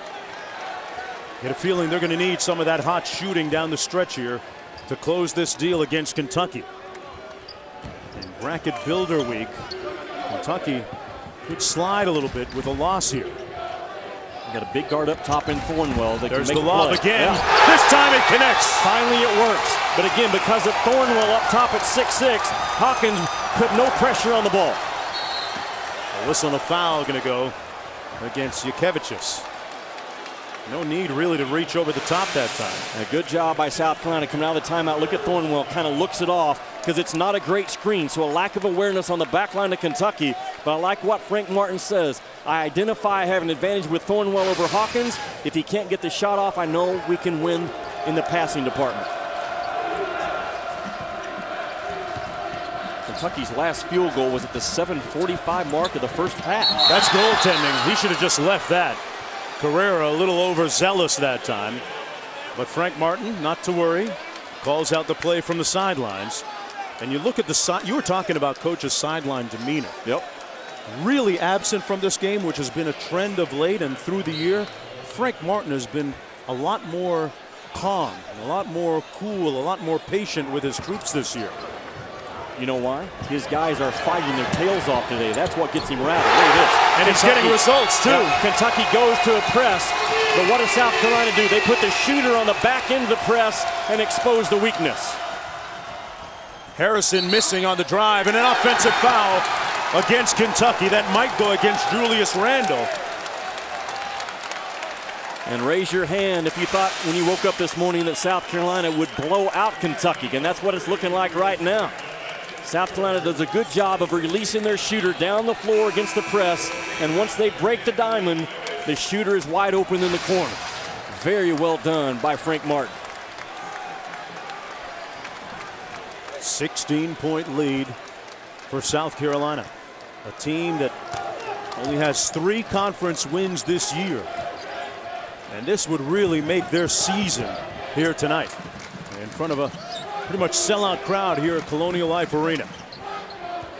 Dwayne Notice in the ball game, handling out top against Poitras. A whistle, and look like we're going to get a foul underneath against Harrison. So far, you have to think that Kentucky has not made the adjustment to the whistle. Well, the most storied conference in college athletics lives on a new 24/7 network launching August 2014. Go get SECnetwork.com and demand the network from your TV provider today. Get SECnetwork.com. As Poitras comes out of the ball game, that's going to be a double foul, actually.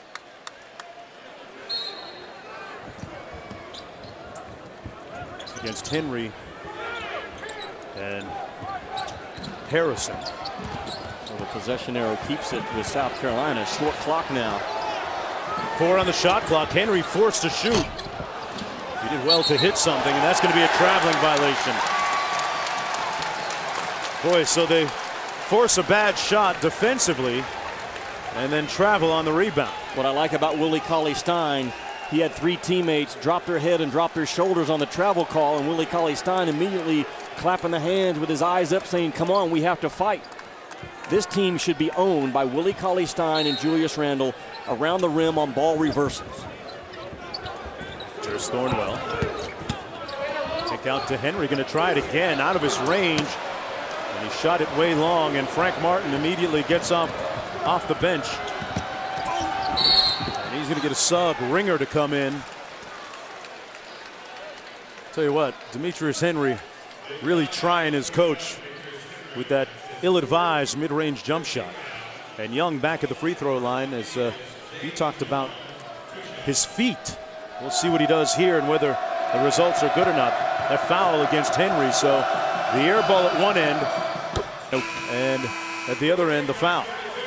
I think you're going to see a heavy dose of Kentucky now, trying to get a stop and run that ball up the floor and score in their transition game. They have to do that. They're in a position now where they're going to have to flood the floor with their big wings, throw it ahead, and try to get an angle. Young and either one of the Harrison twins are capable of doing it, and Calipari now comes with a full court press. This time it's man-to-man, so you can't release the shooter on the back end of it if you're South Carolina. Tell you what, Jimmy, Sindarius Thornwell, the freshman, has to be the best conditioned athlete for that Gamecock team. As much as he has to do night in and night out. Can't remember a time when he's gotten a breather in this ball game, and he's bringing the ball up and playing defense too, and scoring, not to mention. Floater in the lane, got it. More magic from Sindarius Thornwell. Harrison, tough shot, and earns a trip to the stripe. Lead still at 16, but what about Thornwell on cue here? Well, I said at the half that Sindarius Thornwell looks very comfortable and confident against Kentucky. This time they get the switch, and it's Willie Cauley-Stein, the 5 guy, who's really pretty good at guarding the ball. But Thornwell that time got low as a 6'6" point guard, advantage 0 in white.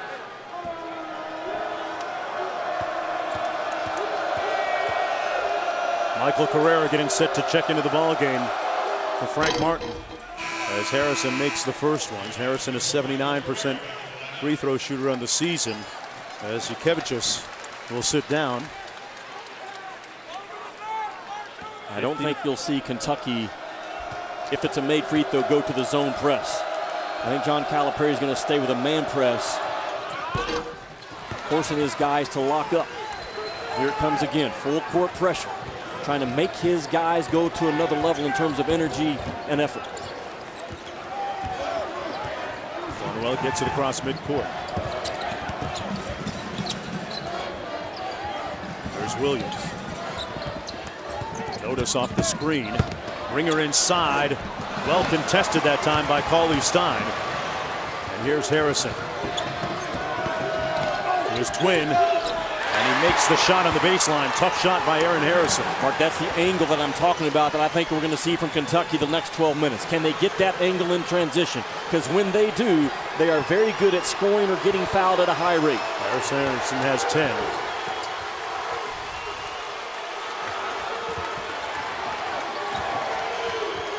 Here's Notice. Ringer out top. Cauley Stein gets called for the foul on the reach. Time onto the floor. Gamecocks 12 points and minutes away from the major upset. The slam by Jakevichus. Carrera on the aerial assault.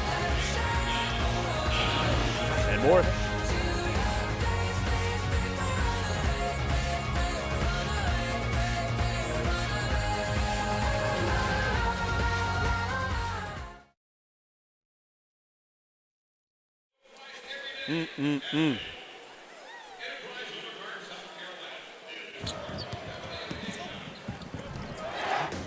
The extra stuff is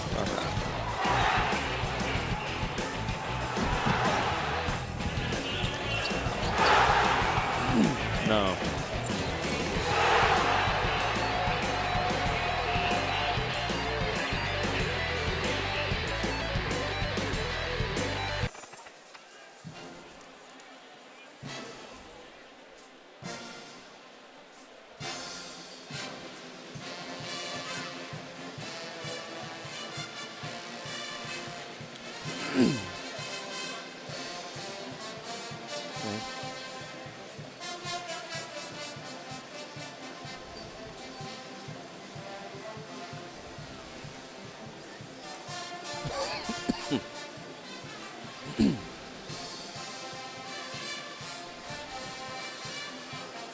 Tell you what, this is about as good as surprises get. Yeah. Now shooting 19%. Oh, they're trending up. It's their high for the game. They're 17 at the half.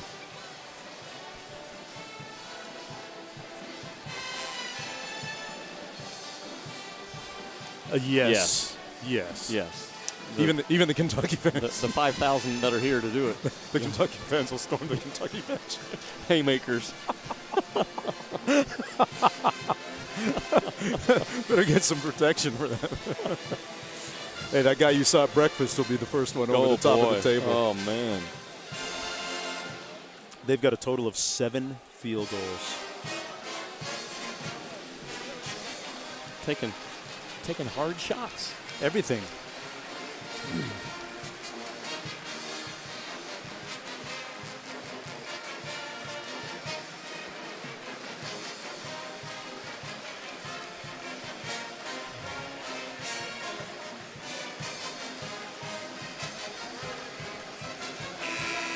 All right, thanks a lot, guys. 12-point lead for South Carolina. Kentucky, we were looking at the stats during the break, Jimmy. They've only made 7 field goals, but we don't want to discount the accomplishments of the Gamecocks tonight. Yeah, absolutely. They've been a quicker team for the most part at all 5 spots. They've had more heart and hustle in plays that were, meaningful plays in transition defense and just things that you don't draw up. And now Kentucky with a 12-point deficit. Kentucky only shooting 19%. Yes, they are 7 for 36 in this ball game, Kentucky. Ringer at the free throw line. Missed an opportunity there. I mentioned that South Carolina has had issues and troubles closing out games. They've left a few on the court this year. Some potential wins. Polson on the drive and kick, and he turns it over. Ringer gets it back. Thornwell on the drive. Took the hit. Tipped up and controlled by Randall. And Kentucky get the angle in the break.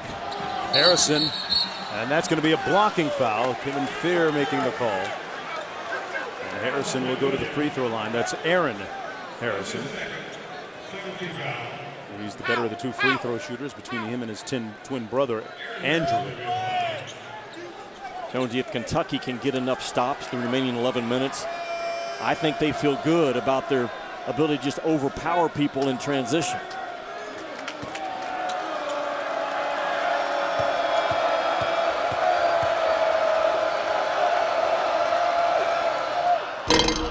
Harrison leaving it short. Came off a tough night in that Arkansas game, just 2 of 12. John Calipari talking about playing through contact and how the game's going to be called. Well, this is their 33rd free throw stripe in this ball game, so they've done some good things to get to the free throw stripe that many times. There's that full court pressure by Kentucky. Thornwell able to handle it.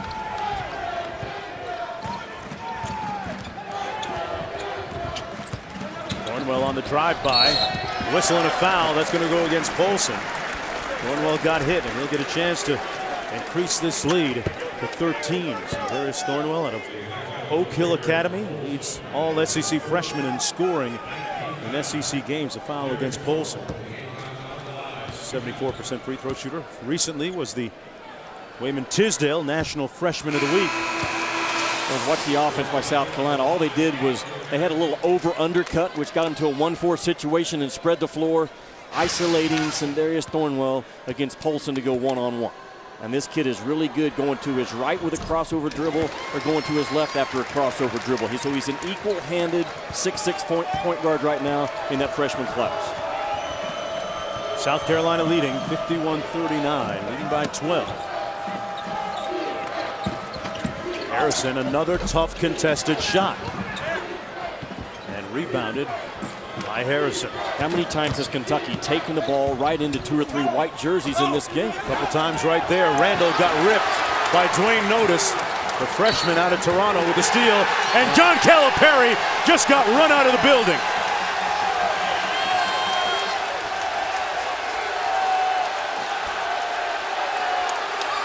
He won't be around to see the end of this one.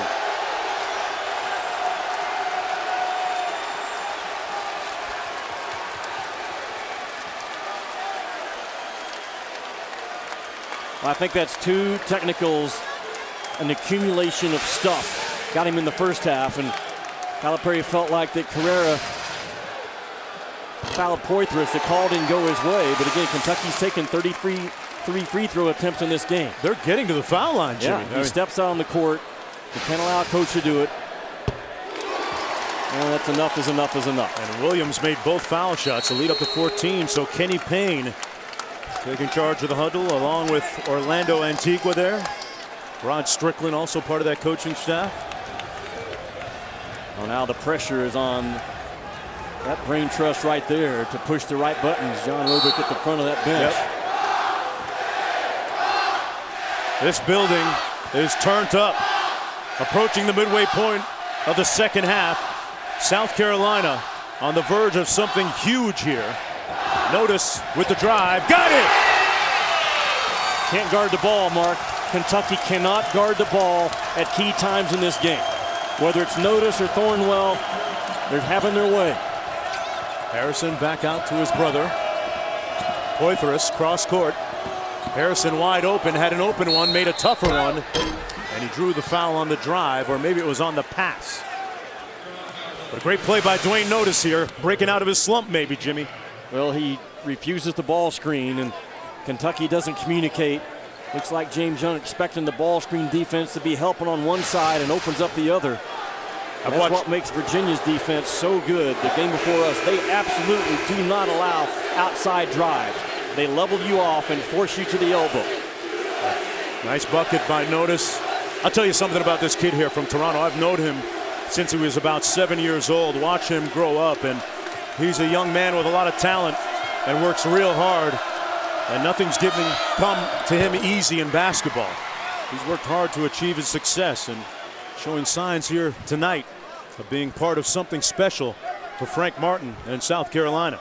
I believe he played with Andrew Wiggins on Canada's under-19 team. The CIA bounce and on the under-19 team, the basketball Canada team.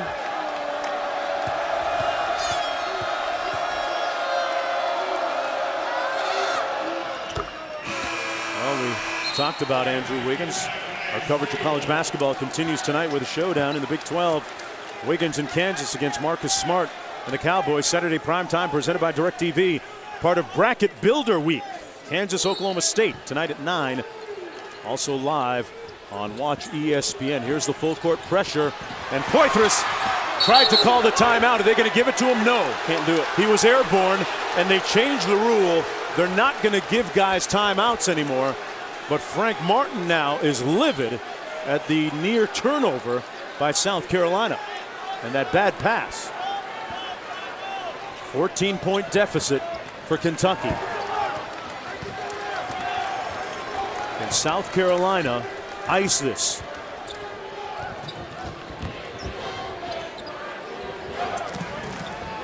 Williams out top to Carrera. Williams, the senior. Tough shot. Carrera battling out of bounds, and he walked with it after corralling the rebound. Still get the feeling, Jimmy, that there's one more run maybe left in Kentucky. And there might have been a little bit of method to Coach Calipari's madness in that ejection. And Kentucky, they run a lot of set plays in the half court, and now John Robick is going to be calling those set plays. Young way off. That wasn't even close. And Carrera with the rebound. Wasn't close, and it was very quick.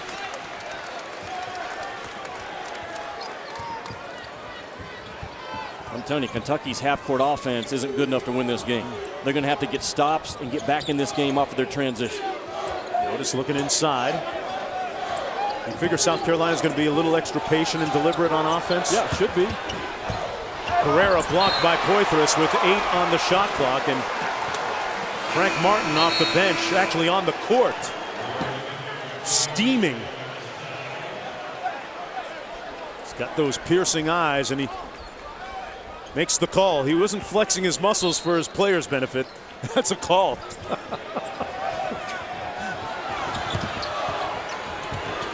Shot clock winding down. Notice. Long. And Poitras with the rebound. 2-on-1. Randall in transition. And he'll go to the foul line. That has been a popular refrain in chorus today, with Kentucky shooting a ton of free throws. They've shot 35 of them, Jimmy. Mark, there's a ton of pressure on Kentucky's defense in this game. I'm going to say it again. Their half-court offense is not good enough right now to come back and win this game on the road. They're going to have to get it done on defensive stops, ripping the ball off the defensive board, and forcing the issue in transition. Tell me about Julius Randle here. Exceptional talent, exceptional skill. Something has happened to him in the last 3 games, along with the team, where offensively now, Jimmy, he is very subpar in the last 3 games now. What is it? Well, I think this game has summed it up. What has South Carolina done to not only Randall, but everyone else? They continue to put the blue jerseys in a crowd. And they're able to do that because Kentucky keeps taking the ball into the crowd after just the first or second pass. Kentucky in the half court right now is easy to defend. Randall with 7 points, 13 rebounds. Not questioning his effort at all. No, Julius Randle? Yeah. No, that dude plays hard. Yep. 12-point lead. Here's Williams, Brenton Williams. Notice, gets open for 3. And missed another one. Kentucky needs to go. Chance to cut it to 10 here for the Wildcats. Young on the drive, nowhere to go, but he draws the foul from Brian Steele. You just sense that Kentucky feels like exactly what I'm talking about. Let's get enough stops and get ourselves and our big bodies and our ability to just bully you in transition back into this ball game. Young going to go to the free throw line. Right around 66% coming into the game on the season. Young, a young man who, growing up, idolized former Kentucky Wildcat Tayshaun Prince. Had a very successful career in the NBA. 6 for 31 on 2-point field goal attempts for the Wildcats tonight. But they got the lead down to 10, a very workable margin. And the crowd senses it too. Yeah, the big blue nation in Columbia is on their feet. Williams, too quick. And a chance to get it to 8. That was way too quick by Brenton Williams. Kept saying for the last couple of minutes, can South Carolina close the deal? Young into traffic. Still a lot of time. Here's Randall. Harrison for three. Short. And a strong rebound by Steele. Had it knocked away out of bounds.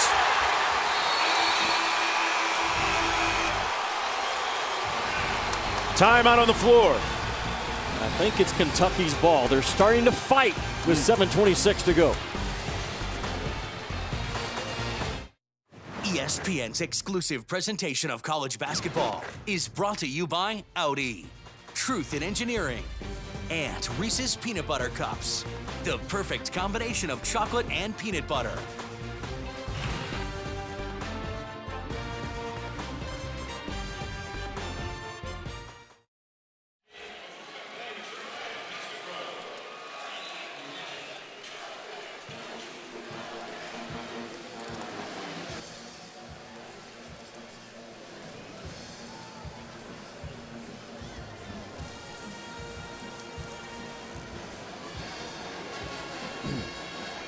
Tell you what, Kentucky's coming. Yep. Watch right here. Ball goes out of bounds. Who's that off? Now watch it went off of him. You have to get wider. This will be it right here. I never saw a call from any of the officials. I didn't either. I just saw that it went off of this kid right there. Yeah, I couldn't tell.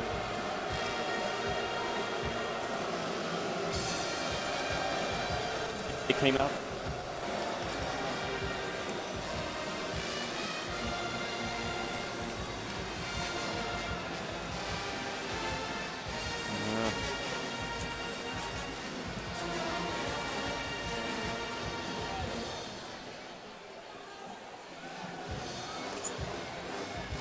As in 0 for 5.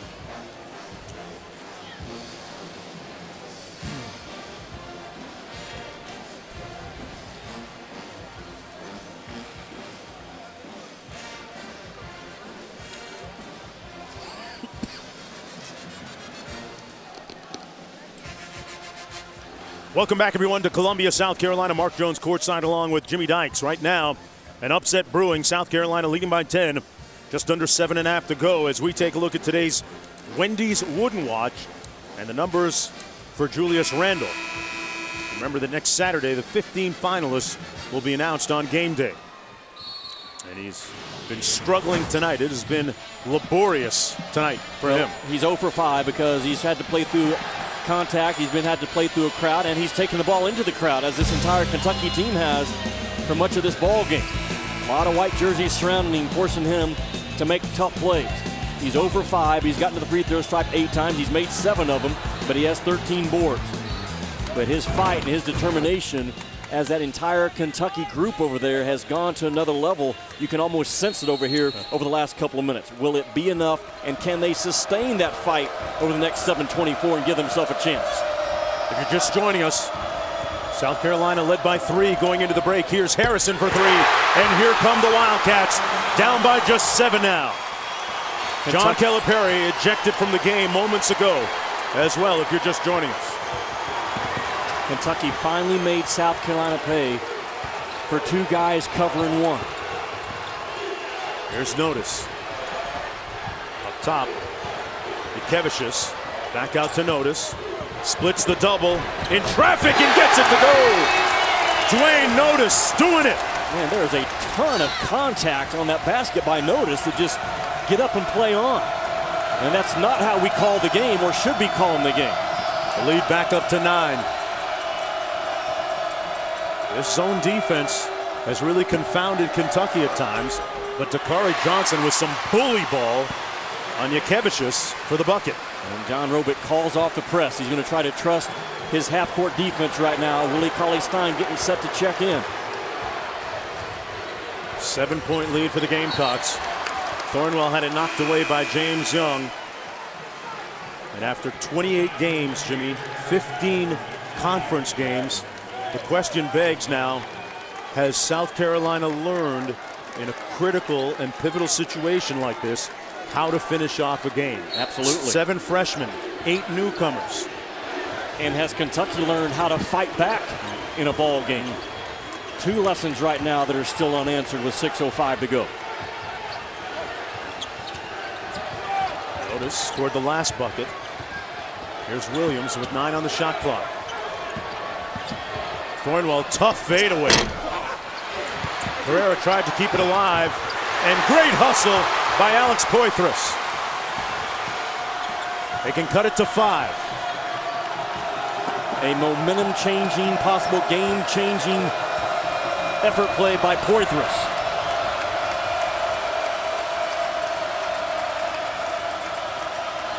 .15 on the shot clock. Harrison for 3. This one no good, and a great rebound by Carrera. He has really gotten into the coach's good favor and ways with the performance tonight. Absolutely he has. For a 6'6" dude, ripping down rebounds amongst the size of Kentucky. And Frank Martin knows his guys only had one chance today, was to out-effort Kentucky in every area. But in the last 3 minutes now, I've seen Kentucky start to answer that bell as well. Alex Poitras was another effort, heart play, fight play, that we're not going to go away type play that you have to have. A good call. He was awfully close to hitting the deck before he released that basketball. And John Robick handling that huddle right now really well. Again, can they get enough stops and get enough transition baskets? That is the question for Kentucky in this ball game. Remember, this is a team that is coming off a tough game in their last run, an overtime loss at home against Arkansas. As for Frank Martin, I wonder what the message was to his team in that last huddle. There's a guy that told us at practice earlier today, he said, man, I've played more zone and boxes and ones than he has his entire career, just making things work this year with this very young lineup. He said the last time he played box and one was in 1986 when he was the JV coach against Miami Edison. Yeah, that's a long time ago. Yeah, at Miami High. Great high school coach, a legendary program down there on just off of Okeechobee. Kentucky has to guard the ball. That's where they've been vulnerable all season long. Here's Notice out top. Working against Johnson. And a steal by Cauley-Stein. Yeah, they guard the ball, and they did it by being unselfish. Willie Cauley-Stein comes off of his guy and becomes a very good shadow defender, help defender, and gets the steal.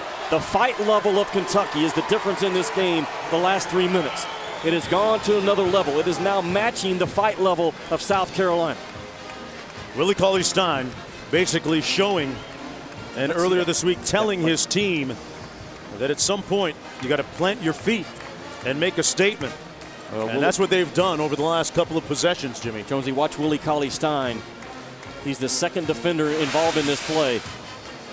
And you're going to watch him go to work right here. As this ball comes toward him, an unselfish defender, he levels it off, and then with a long wingspan, just chews up the pass of Notice. Cauley-Stein, the former high school wide receiver. 4:44 to go. Well, I misspoke a little bit ago talking about Miami High. It's downtown just off of 8th Street. In the shadows of 8th Street in downtown Miami. Look at our games coming up next. Iowa State, Kansas State, UC Santa Barbara, UC Davis, and Kansas, Oklahoma State coming up at 9 o'clock. Young got the 3 ball, and it's a 4-point game with plenty of time. Out of the timeout, John Robick goes to a screen in the top of the zone and gets their best shooter, although he's sporadic, Young, a wide open look.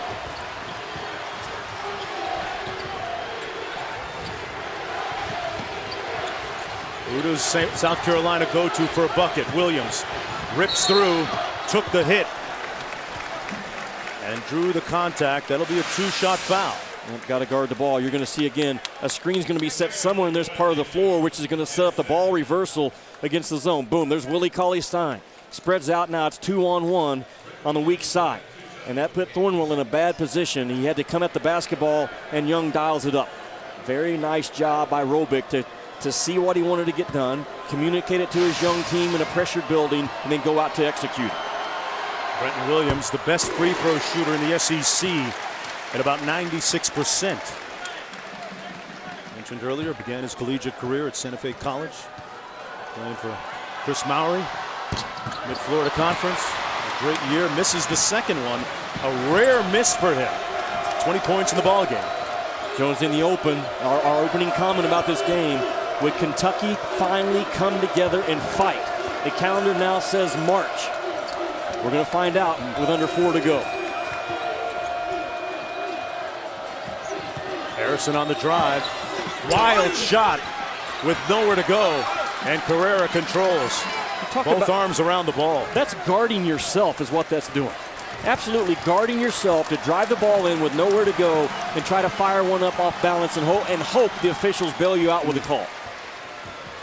Here's Carrera out top. Little dribble handoff action. And they get into their set. That's going to be an offensive foul against Jekevicius. 3:24 to go. Timeout on the floor. South Carolina clinging to a tenuous 5-point lead. And Frank Martin with some words and some looks.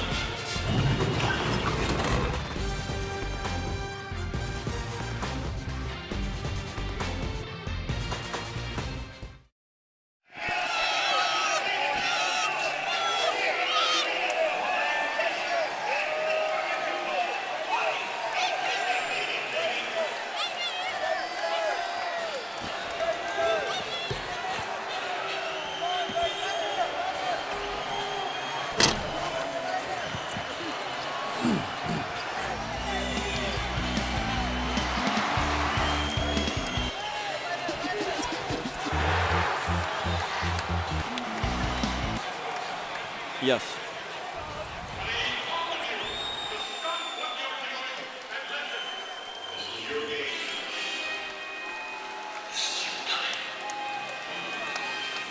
I'll tell you what, South Carolina's got to win this one, man. I'm not sure they have a case about not getting the calls. contact. Oh. Do you, am I right? Yeah, yeah. 39 free throws? That's a parade to the foul line, man. Oh.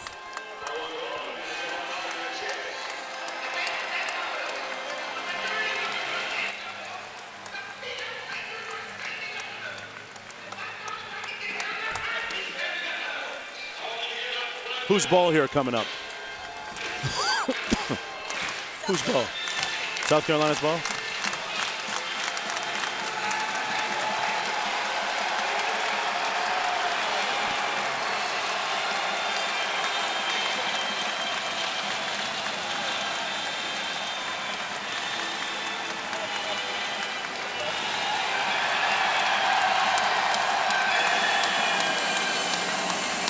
Oh, they're showing Belushi from Animal House up there. Huh. Oh, yeah. Out here.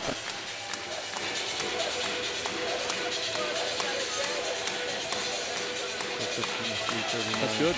Yeah.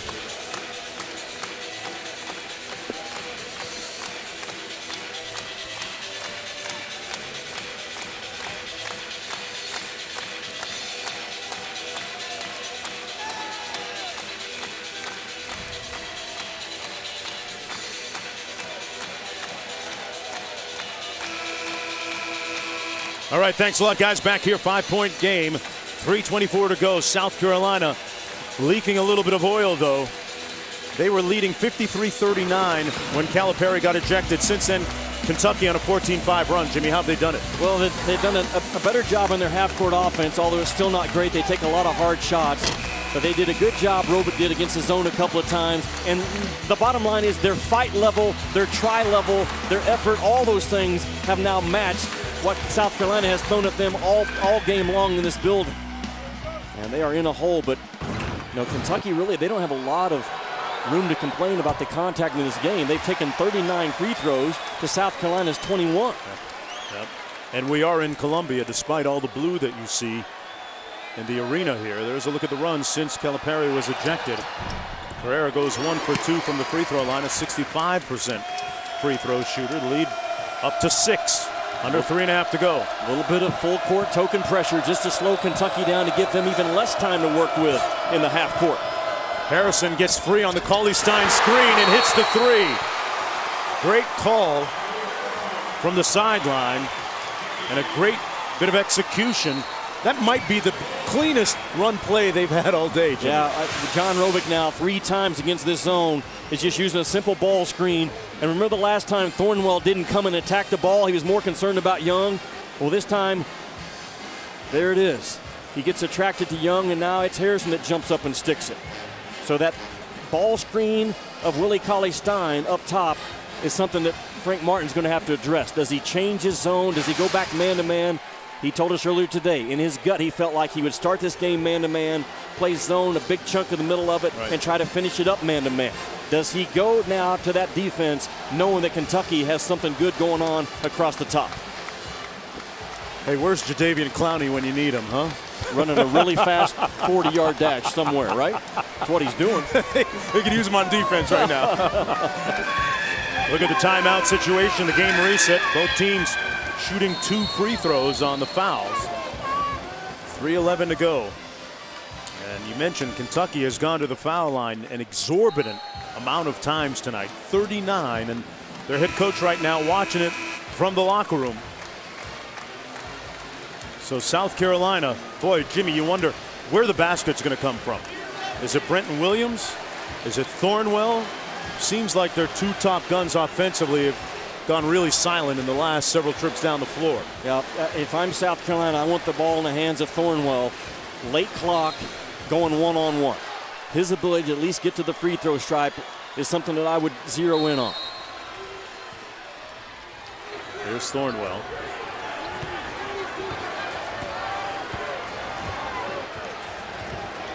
Kentucky with just a 30-second timeout remaining.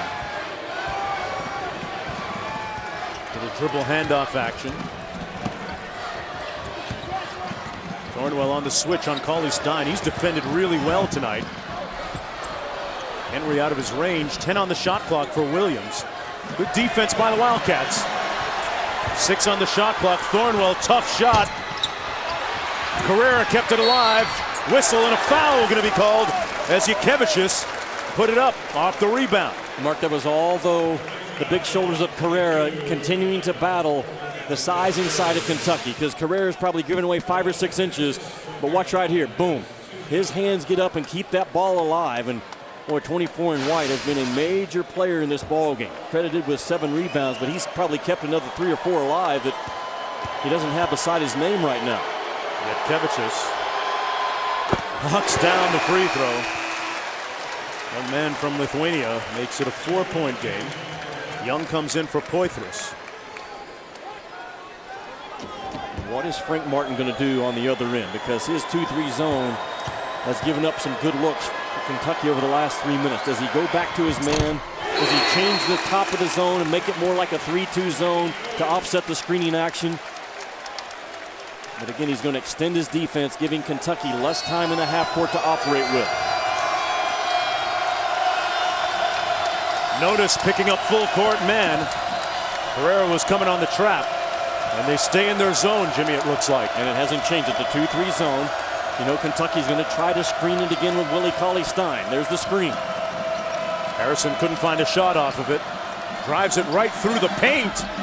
Wild shot off glass, no good, out of bounds. And it's going to be Kentucky basketball still. With plenty of time on the shot clock, it's at 12. I wish you owed me a dinner every time you use the term wild shot tonight in this ball game. Yeah, when it hits the glass and not even close to the rim, that would be wild. And it's a good, I'm saying it's a good description of you of what Kentucky has done a lot. There's Randall, who's been quiet for 3. And that's going to be a foul against Cauley-Stein, who threw Carrera to the court.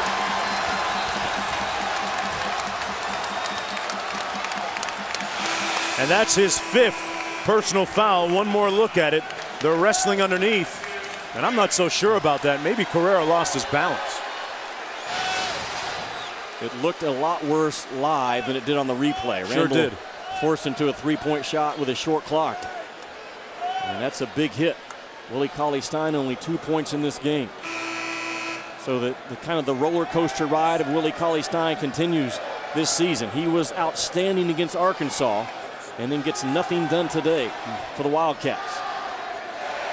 2 points, 5 rebounds. 2:02 to go.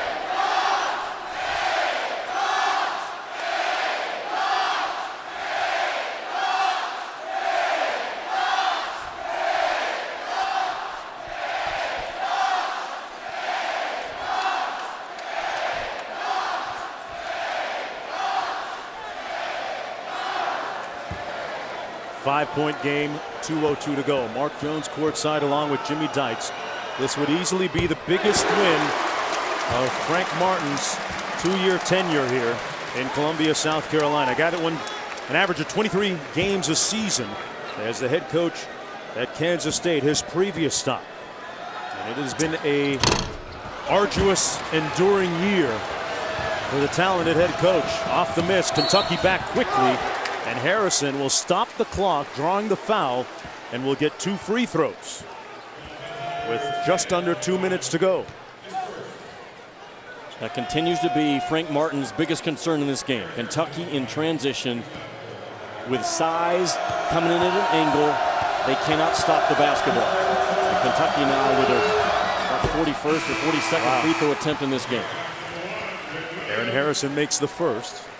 Harrison about 79% from the line on the season, closer to 80 now. 10 of 11 today.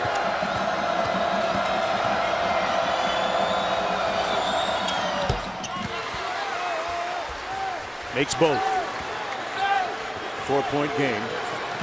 Thornwell with possession. There's that same over-undercut that South Carolina initiates their offense, taking away any type of pressure that Kentucky can put on you on that point-to-wing pass. Randall on the switch, guarding notice. Kentucky switching a lot of things out on the edges there, Jimmy. And that's what they do. They trust their size to guard the basketball. 8 on the shot clock. Somebody's got to go soon. Thornwell, why not? Wild hook shot, and the tip good by Yakevicius. And that's the issue when you switch out like that. Sometimes it doesn't show up with a throw to the low post. It throws up with the inability to keep size off of the backboard. Young from deep. Got it! A huge shot by James Young. And a timeout called by Kentucky. That's their last timeout. Marcus, go back. This is what South Carolina does to you. Randall came out on a switch, so now James Young is assigned to the 5 guy, and James Young doesn't do a good job of getting inside and taking out the leg strength of the big. And then the answer, boom. Kentucky's been a quick shot team all game long in their half court.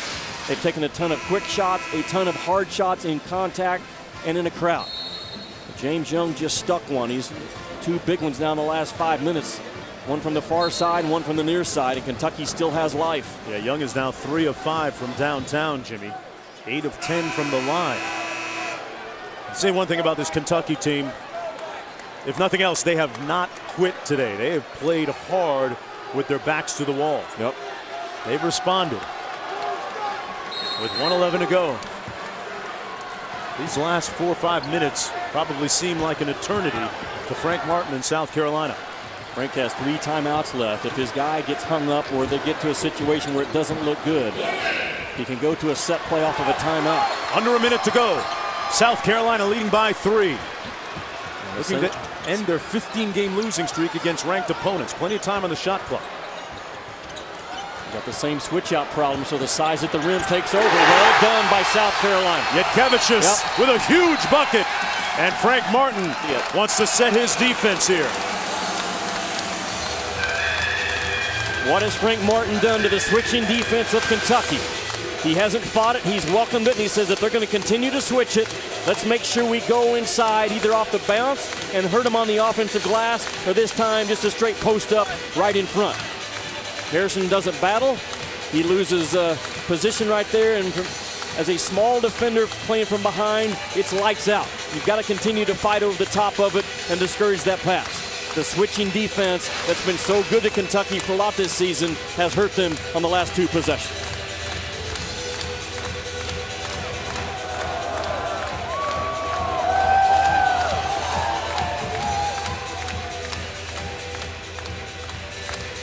Folks, don't forget, coming up next, College Game Day presented by State Farm, live from Stillwater, Oklahoma, as Kansas and Joel Embiid take on Marcus Smart and Oklahoma State. 44.3 seconds to go. The Gamecocks on the verge of the biggest win in a couple of years here. It would be a great leaping off point for something big for Frank Martin and his program. And he talked about some of the encouraging text messages he's received from some of his colleagues who've encouraged him to stay with the process. Your team is getting better. Hang in there.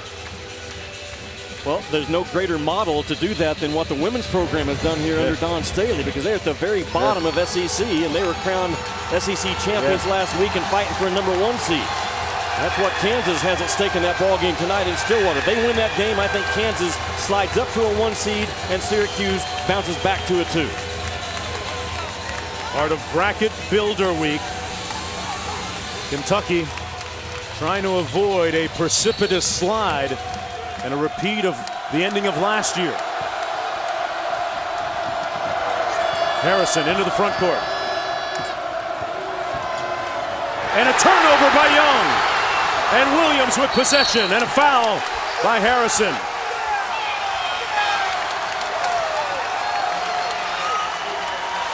James Young just coughs it up. You get him dribbling the ball away from the basket. That's a real weakness in his game. Weakness as a passer and weakness just in terms of making plays off the bounce, reversing the basketball. Can he go to the rim off of 1 or 2 dribbles? Yes, but anything else, it's a real gamble for him, I think, under pressure. That was as unforced an error and turnover as we've seen all night. Williams, the best foul shooter in the conference, one of the top free throw shooters in the nation at 96%. Makes it at least a 2-possession game. Maybe more if he makes this one, which he does. 7-point lead. Who would have thought when the day started that South Carolina would be in this position right now with time winding down on number 17 Kentucky, a 3-ball good. It's a 4-point game. No timeout, so they're going to have to get done. And a steal, Poitras inside. Randall fouled and won miraculously. Unbelievable and implausible. Right back in it with 22 ticks to go. Jonesy, that is the fight that Kentucky somehow got a hold of in this building 5 or 6 minutes ago. That's the only reason they have a chance still in this ball game. His first field goal tonight at the most opportune time for Kentucky. Well, the 3-point shot goes down, and then Julius Randle. He closed out the game against LSU with a similar play right in front of the rim. But again, Kentucky doesn't make that kind of play probably the first 30 minutes of this game. Just the last 10 has their try level gone to a level that they can come back. An incredible, inexplicable unfolding of circumstances here with 22 seconds to go. This game was over, folks, seconds ago. It was a 3-possession game. Thornwell fouled by Harrison. Even if he makes both, Kentucky will still have a shot to tie it with a 3. Thornwell, a 74% foul shooter.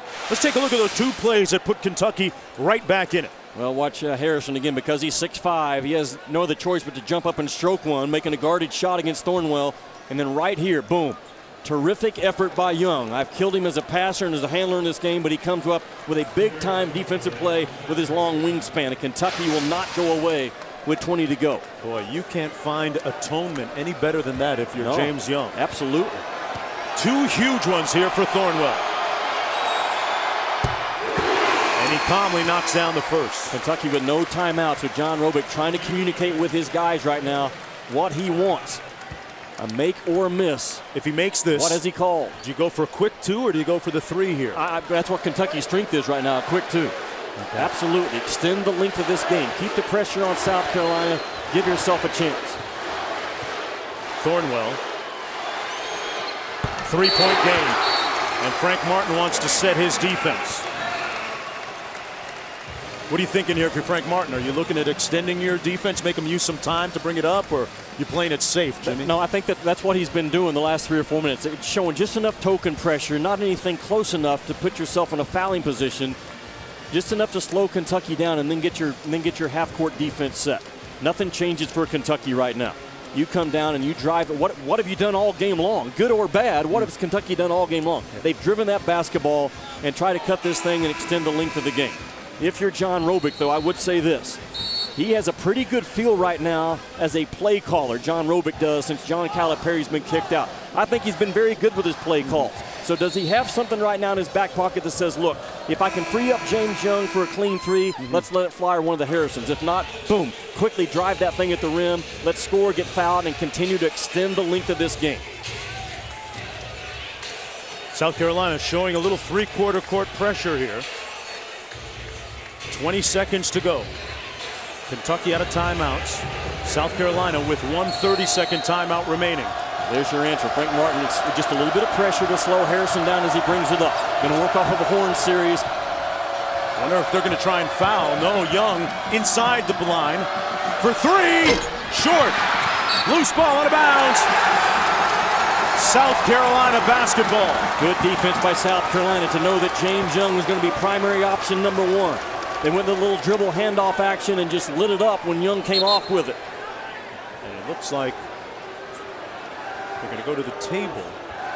And that allows, look at this. Well, that allows Robick to talk to his guys, but if this thing goes in favor of South Carolina, big advantage. This is what I'm talking about. Thornwell did a pretty good job of fighting and trailing hard against Young, and then Young is a bad passer, and Poitras had to shoot a bad pass. That's a closer call than what I thought initially. They'll have to have a better angle than what we just saw to make the decision. That one's inconclusive from what we saw. Maybe the baseline camera picked it up for us. I believe the ruling on the floor was South Carolina basketball. It was. And they're going to look at this one. PA system making the announcement that please stay off the court. I am in full favor of shutting down court storms. This court is for players and officials. Yeah.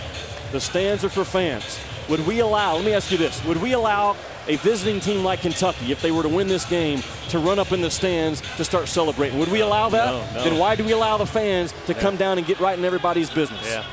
And it looks like they got a little bit of rope here that they're putting up around the court. There is a I believe, Mark, it's a $25,000 fine that Mike Slive implemented a few years ago if you storm the court. And therefore, you see better security in buildings around the SEC because they don't want to pay that fine. Tell you what, Jimmy, they're looking at this one a long time. If it is Kentucky basketball and they get possession down three, if you're John Calipari, do you want to foul and make them shoot two so they don't have a chance for the three? Well, I don't know if Calipari has a monitor in the locker room to know what position they're in. Frank Martin. Yeah, Frank Martin. I know what you're saying. Frank Martin. Well, here's the danger of that. Yeah. If you're John Robick, if you do get this ball back, you know the option is for South Carolina to foul. I tell my guys, if you catch the ball and you feel a defender coming at you, get into your shot motion. Okay. Absolutely get into your shot motion. That's the gamble, Mark, that you have if you choose to foul right now. Now, if you don't foul and Kentucky throws in the three, you get crushed. You get crushed on Twitter, in the media, by everybody else. And you know what? That has factored into coaches' decisions now, what they do. This might be our best look at it. And Randall, I don't think there's anything there to overturn what they called live. I don't. Yeah, that's inconclusive from that angle, it looks like. Yeah. But yeah, back to the whether you foul or not as we take another look, and that's what we saw initially. It's something that coaches have to coach during practice in terms of learning how to foul and when situationally. By that replay, it looked like the ball went opposite of the direction that Young was coming. South Carolina basketball. South Carolina's ball. All they have to do is get it in and cover it up. It hasn't been that easy tonight. It has not. But they do have a timeout left. They are frozen on the baseline. And Frank Martin, during all that timeout, did he talk about all the scenarios? A good official will remind you, you are frozen. Can they get it in right now and seal it? Thornwell, pass a little bit late. Yakevich's inbounding. Couldn't get it there in time. You can't run the baseline, as you noted. You can only run the baseline after a made bucket. I like Yakevich's because he's tall, he has vision. I don't like his passing instincts. You don't want to pass it and hit the underside of the backboard. No, there's a lot for Yakevich's to work through right now. The ball should be out of bounds over here. That's exactly right. That's where the ball went off from. Yeah, good officiating. Move it to the other side. Someone for South Carolina, they just have to go get open. The game's on the line. Can you get yourself open? Got to cut hard. Out of bounds. And the foul is going to go against Kentucky on a push. There's a pushing foul. There's going to be free throws at the other end. One more look. Good pressure on the... Oh, yeah. Yeah, he's holding him. Yeah, it was Harrison who had a full hand of jersey. Aaron Harrison held on to Williams, and that's his 5th foul.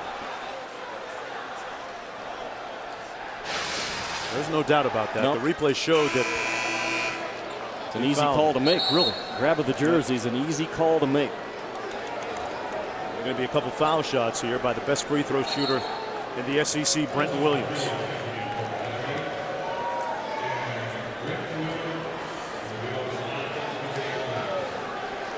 If he makes one here, it's pretty much a done deal.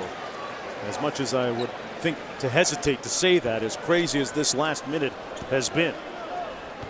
Williams with 22 points. He's gone 13 of 14 from the line, and it's nothing but strings. And Thornwell looking up at this near sellout crowd here at Colonial Life Arena. And it might be time to set it off. Williams, good. Pointing skyward, giving thanks. Yukevicius out of the ball game. And it's a 5-point lead for the Gamecocks. And Mark, the questions about Kentucky, as we're now into March, will continue to swirl around this club. Are they ever going to come together for a full 40 minutes and fight you every possession? And their half-court offense has a ton of work to do over the next couple of weeks. And a foul called against the Wildcats to punctuate the type of day that it's been for them. With 2.3 seconds to go, this one is cooked, glazed, and about to be sliced. South Carolina on the verge of its 11th win on the season, 4th conference win, and their first win against a ranked opponent in 16 tries. Frank Martin, Gamecocks take a bow. Well, the security didn't work too well, did it, partner? They need a better rope. Well, if you're South Carolina, you take down Kentucky, maybe it is worth a $25,000 fine. Frank Martin's team with their biggest win in about 2 years. 72-67 the final score. It's Gamecocks tonight. Let's go to game day.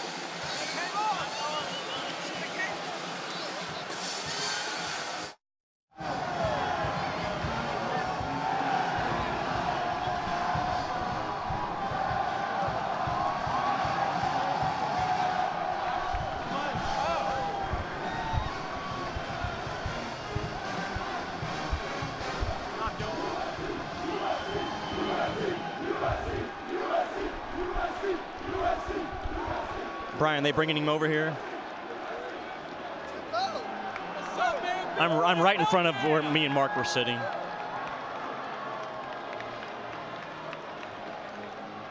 where's Randall? You know where Randall is?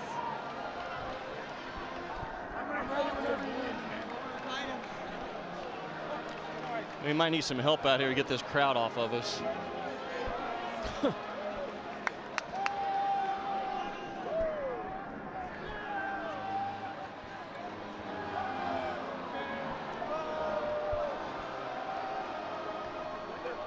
Are they getting him? Oh, okay.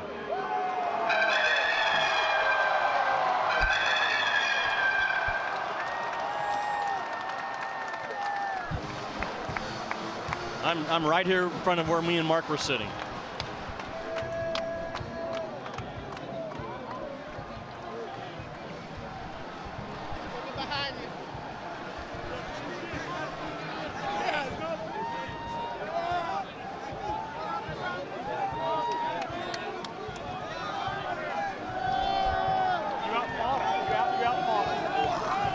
You ready?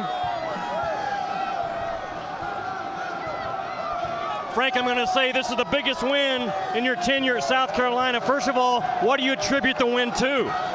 Our young kids' resilience. You know, we didn't play well the other day at Auburn, and we came in yesterday, we had a real hard practice, and these kids responded. They were real sharp today. When you're building a program like you are right now, Coach, what does this win do for you as you go forward? It gives these kids confidence that we're good enough, that we just got to keep growing, not give in to difficult moments, and be excited about who we are, Jimmy. I thought it was a team effort today. Carrera was big on the boards. Thornwell made big shots. Williams guarded well, I thought, overall. As you look back in this ball game, what was the biggest difference? I was hoping the clock would run a little faster, to be honest with you. But, you know, hey, they're good, Jimmy. They're good. They're good, and it's a road game at the end of the year. You know, Mike's been playing better for us lately. He's playing with a lot more discipline and toughness. Senderis is awesome. He's a great kid to coach. I'm real proud of all our guys. Coach, congratulations. Go enjoy the win. Thank you, Jimmy.